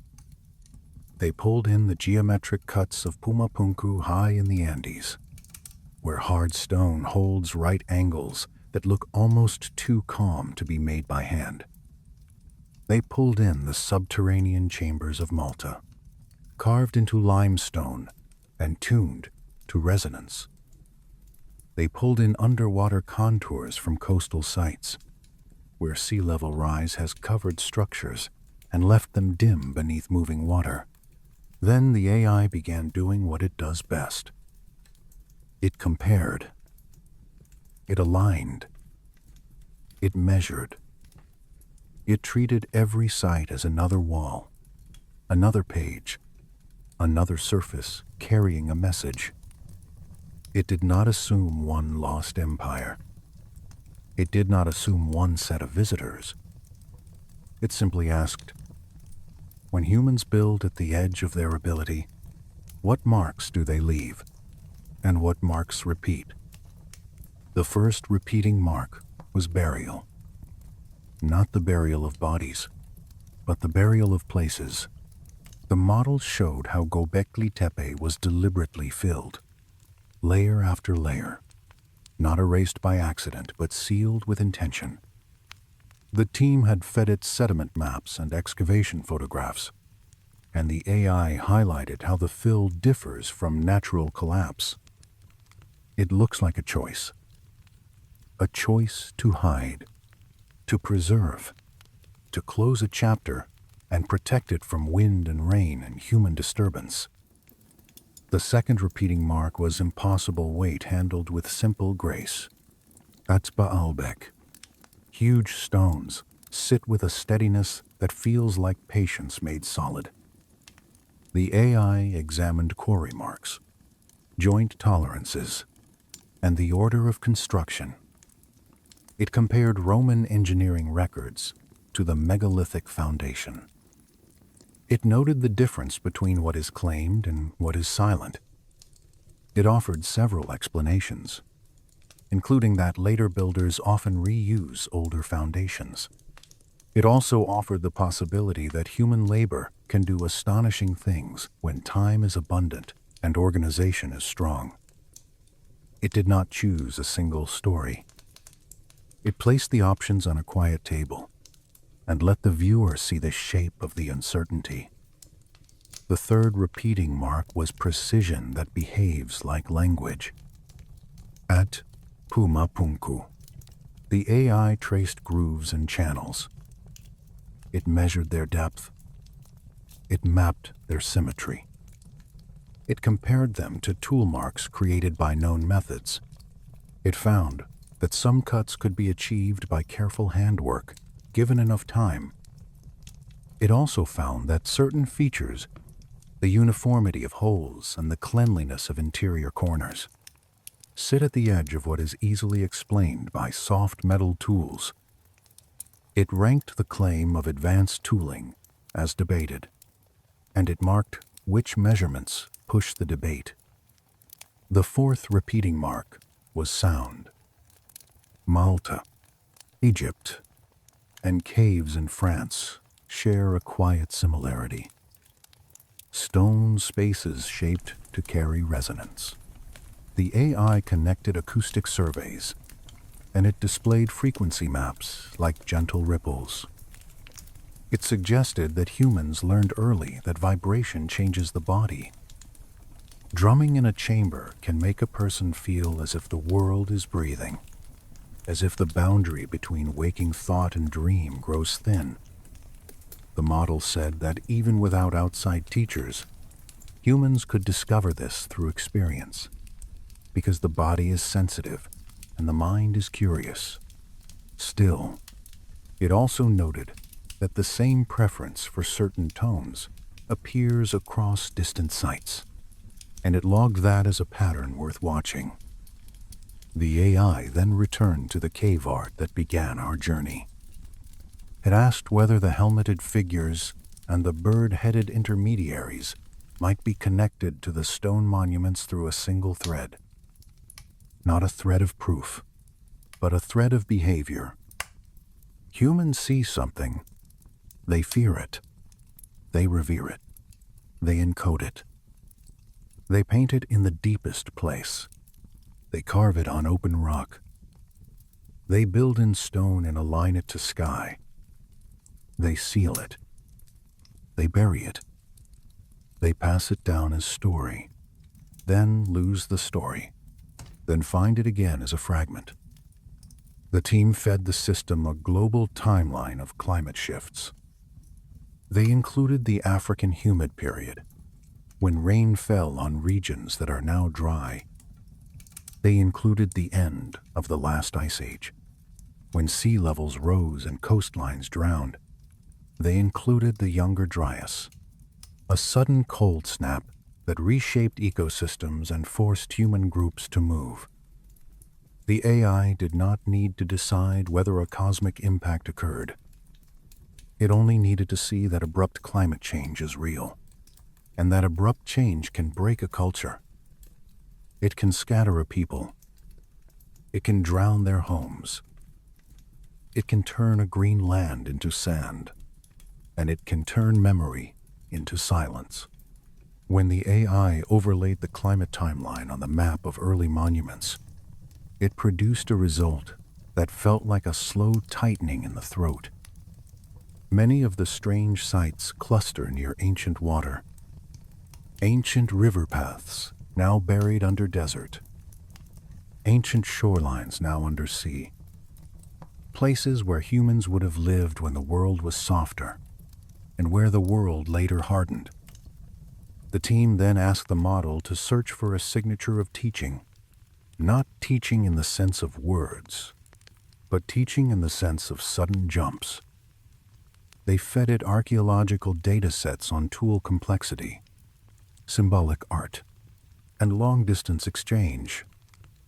The AI identified the Upper Paleolithic transition as one of the sharpest shifts. It also identified later pulses, where certain regions suddenly show larger structures and more complex planning. It calculated how many separate innovations must align for a monument to appear: quarrying, transport, social coordination, and shared belief. It suggested that these alignments are rare, but not impossible. It also suggested that contact between groups can speed them, because ideas travel faster than genes. This is where the Star People thread returns, softly, not as certainty, but as a hypothesis that the AI cannot ignore, because the images keep repeating. The helmeted figures, the radiant heads, the careful emphasis on the sky. The old stories that say teachers came down, gave language, gave ritual, gave fire knowledge, then withdrew. The model treated these stories as cultural memory, which can preserve real events and also reshape them into symbols. It assigned confidence levels. It marked which details recur across unrelated traditions and which are unique. It found that sky teachers are nearly universal. It found that specific descriptions of suits and helmets are rarer but appear in clusters. In the lab, a researcher leaned back in a chair and rubbed tired eyes. I remember that motion clearly because it felt so human.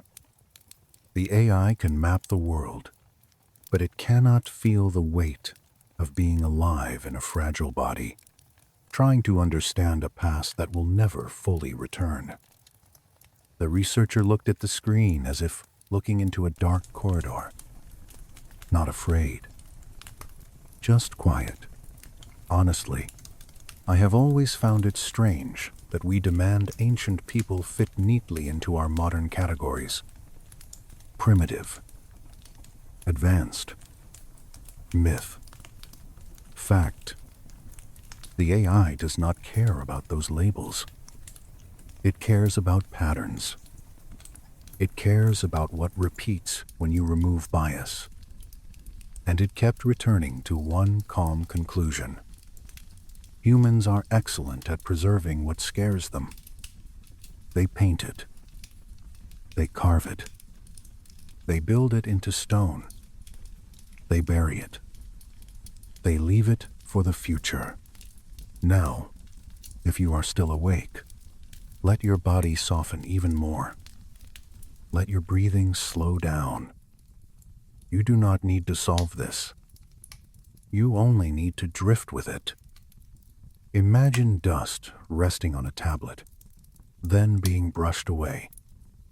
Imagine sand sliding off a paw, then returning.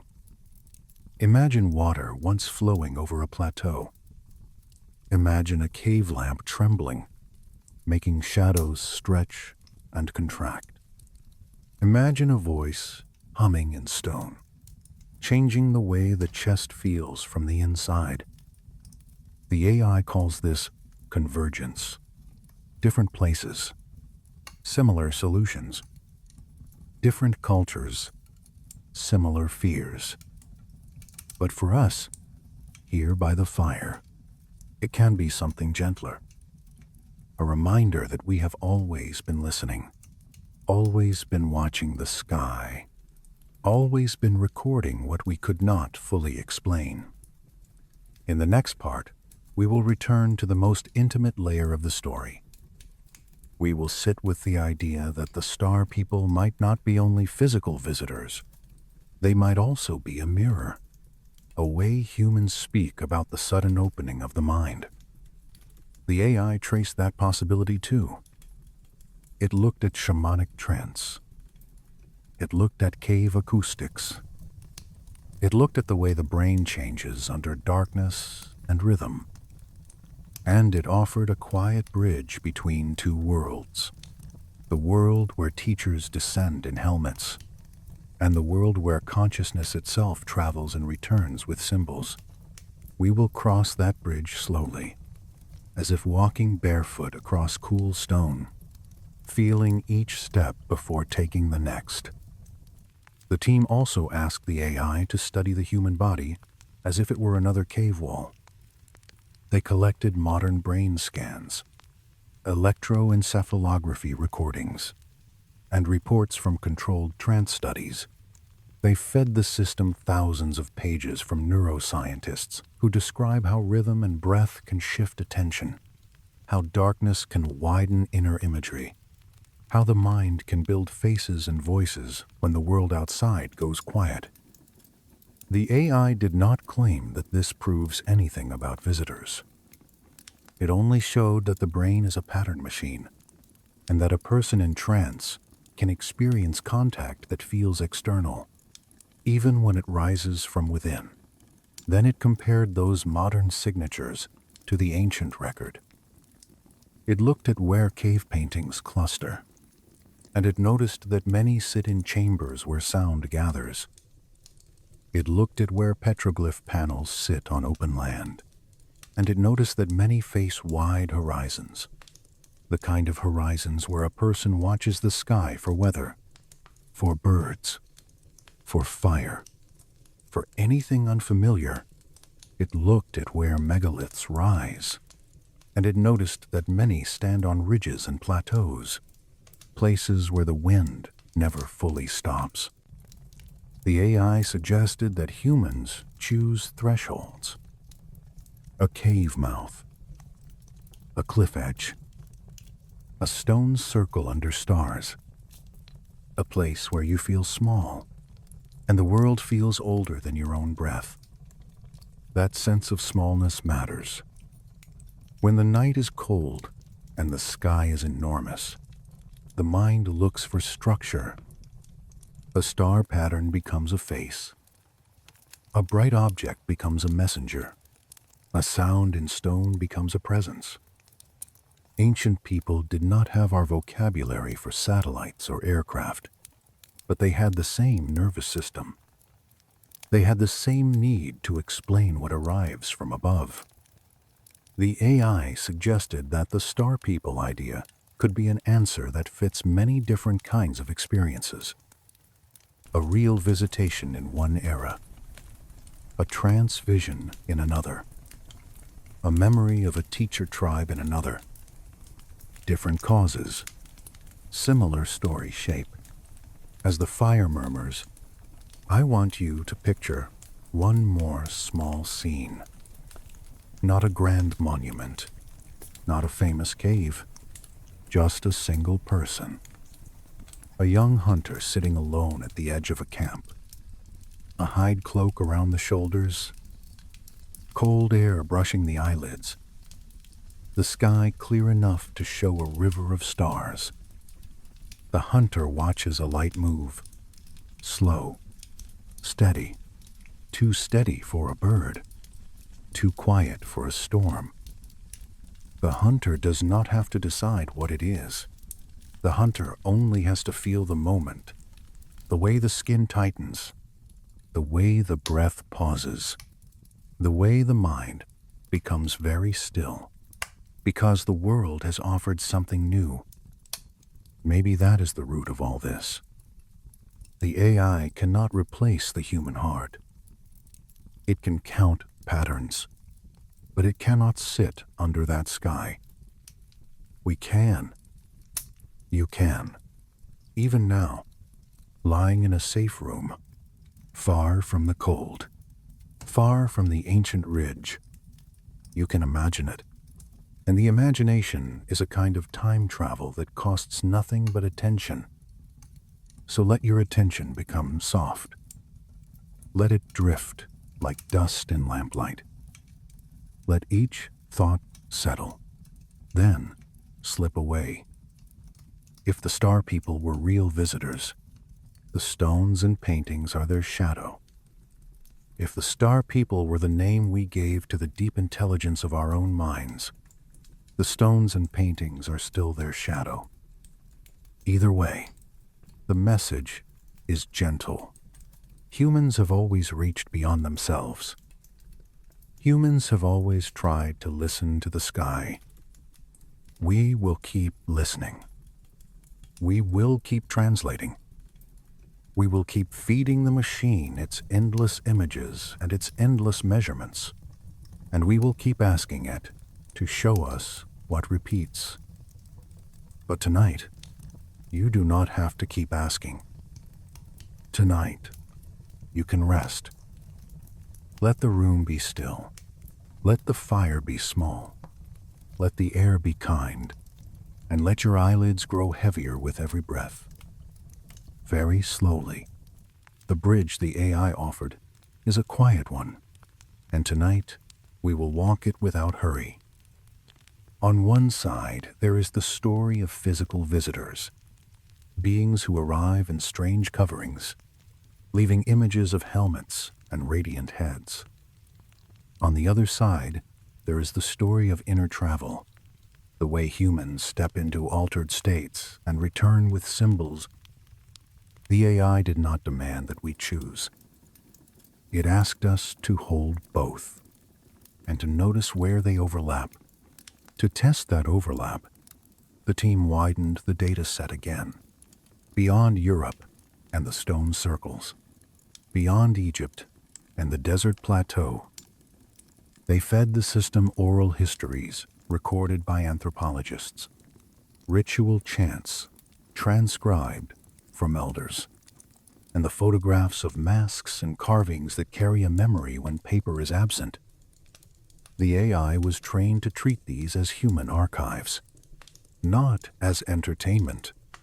It looked for repeated structures of meaning, the way a story repeats when it has been told carefully for many generations.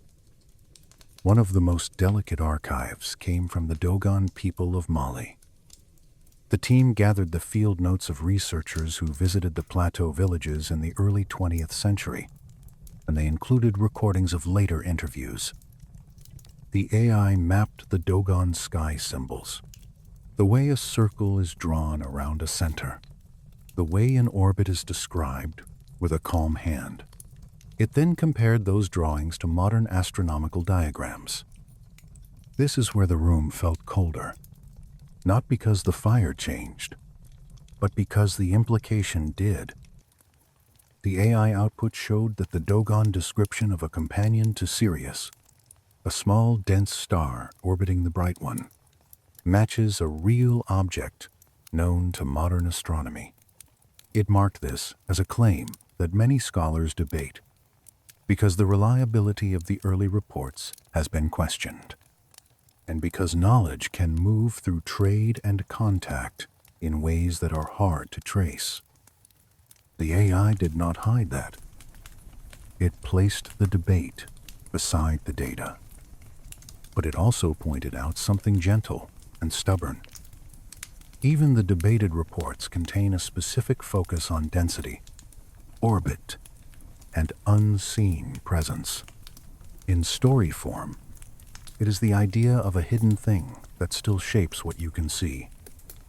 The model then looked at another kind of sky knowledge, held close by the Zuni people of the American Southwest. The team fed it images of petroglyphs carved into stone near old paths, and they included transcriptions of explanations given by elders to selected listeners. The AI noted how often the images returned to star figures, to beings that come from above, to instructions about how to live. It also noted that many communities keep details private, and that outsiders often misunderstand what is offered. The system, therefore, ranked most interpretations as uncertain, and it treated the carvings as part of a living tradition rather than a puzzle to be solved quickly. Still, the pattern continued. A sky visitor, a teaching, a set of rules, a ritual, a return, a withdrawal. The AI called this the teacher cycle. It appears in many places, and it appears in different languages. It also appears in Mesopotamia, in the clay tablets that first inspired the modern ancient astronaut debate. The team fed the AI thousands of high-quality tablet images from museum collections and published corpora. They included transliterations, multiple translations, and scholarly disagreements. They also included the sensational interpretations that claimed the Anunnaki were visitors who engineered humans, so the model could compare claims to the underlying text tradition. The AI did not endorse the most extreme readings as fact. It flagged many as speculative. It showed where words can be translated in more than one way, and where mythic language may not map neatly onto modern concepts. Yet it also noted why the story persists. The tablets speak of beings from above. They speak of mixing clay and essence. They speak of labor, of hierarchy, of flood, of reset. Even if we treat them as myth, they carry a shadow of something that feels like memory.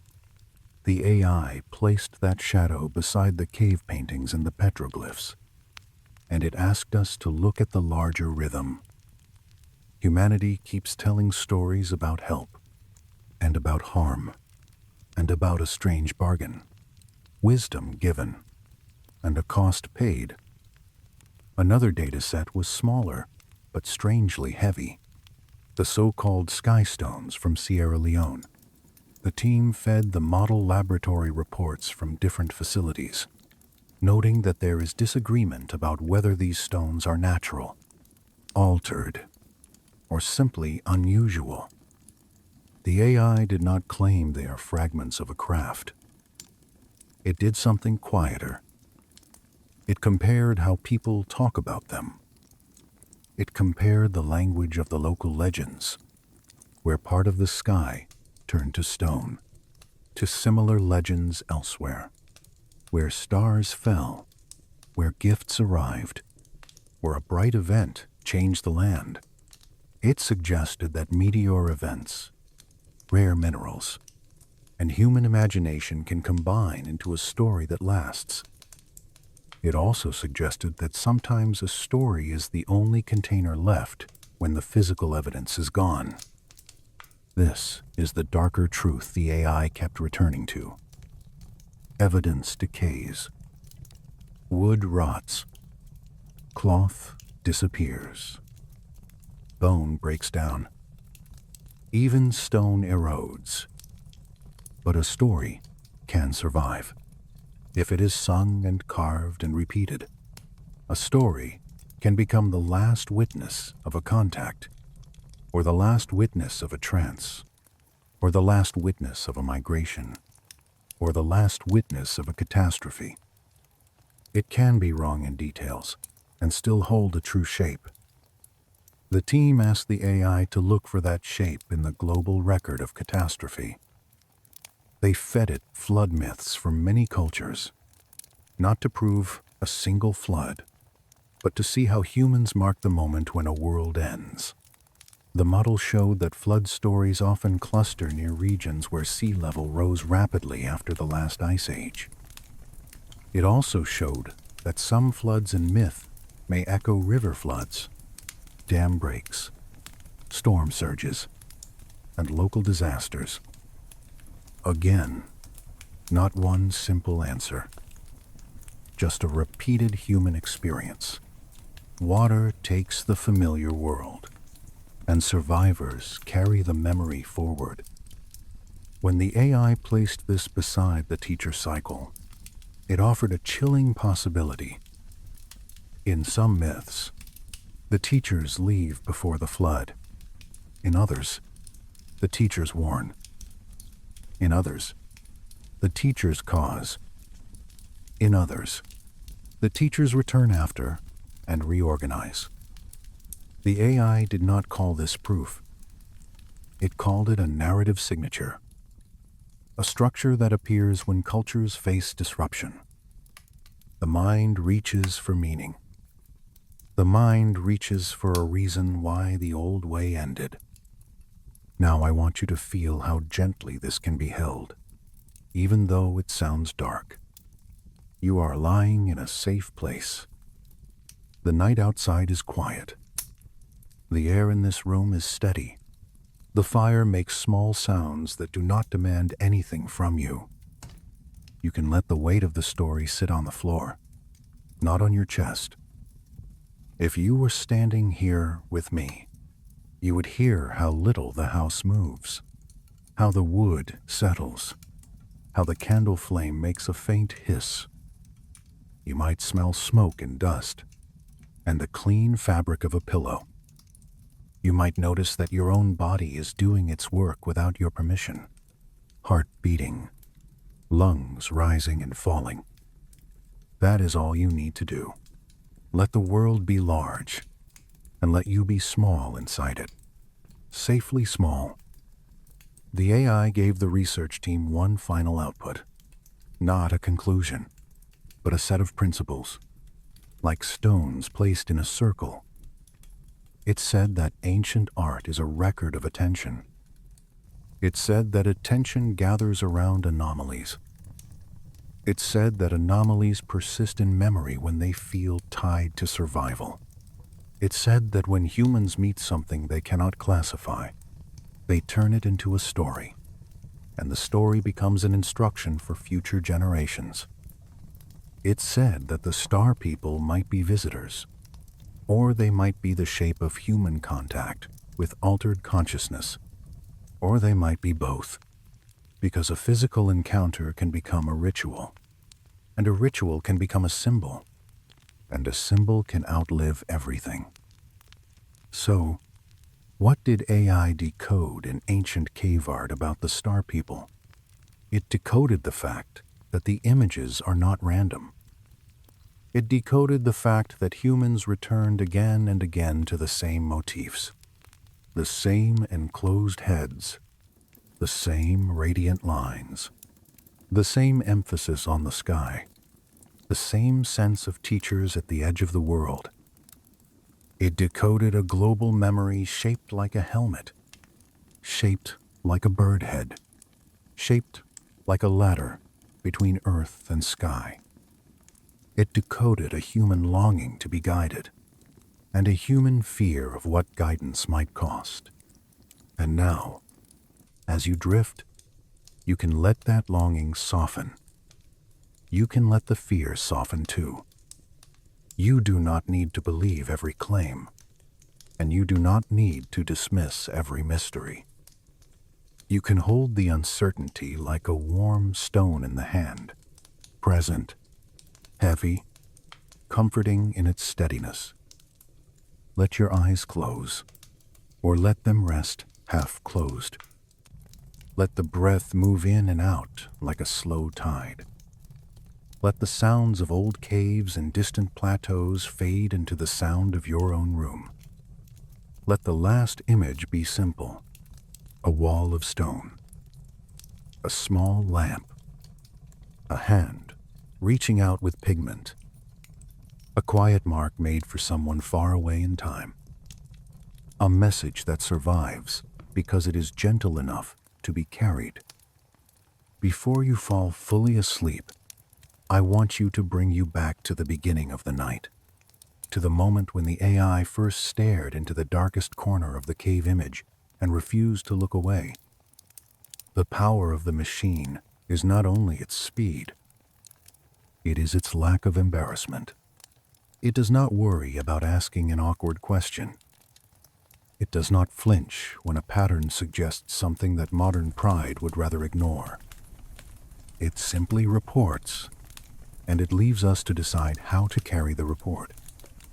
In the quiet hours, the team sometimes walked through museum galleries after closing, when the air is still and the floors shine faintly under low lights.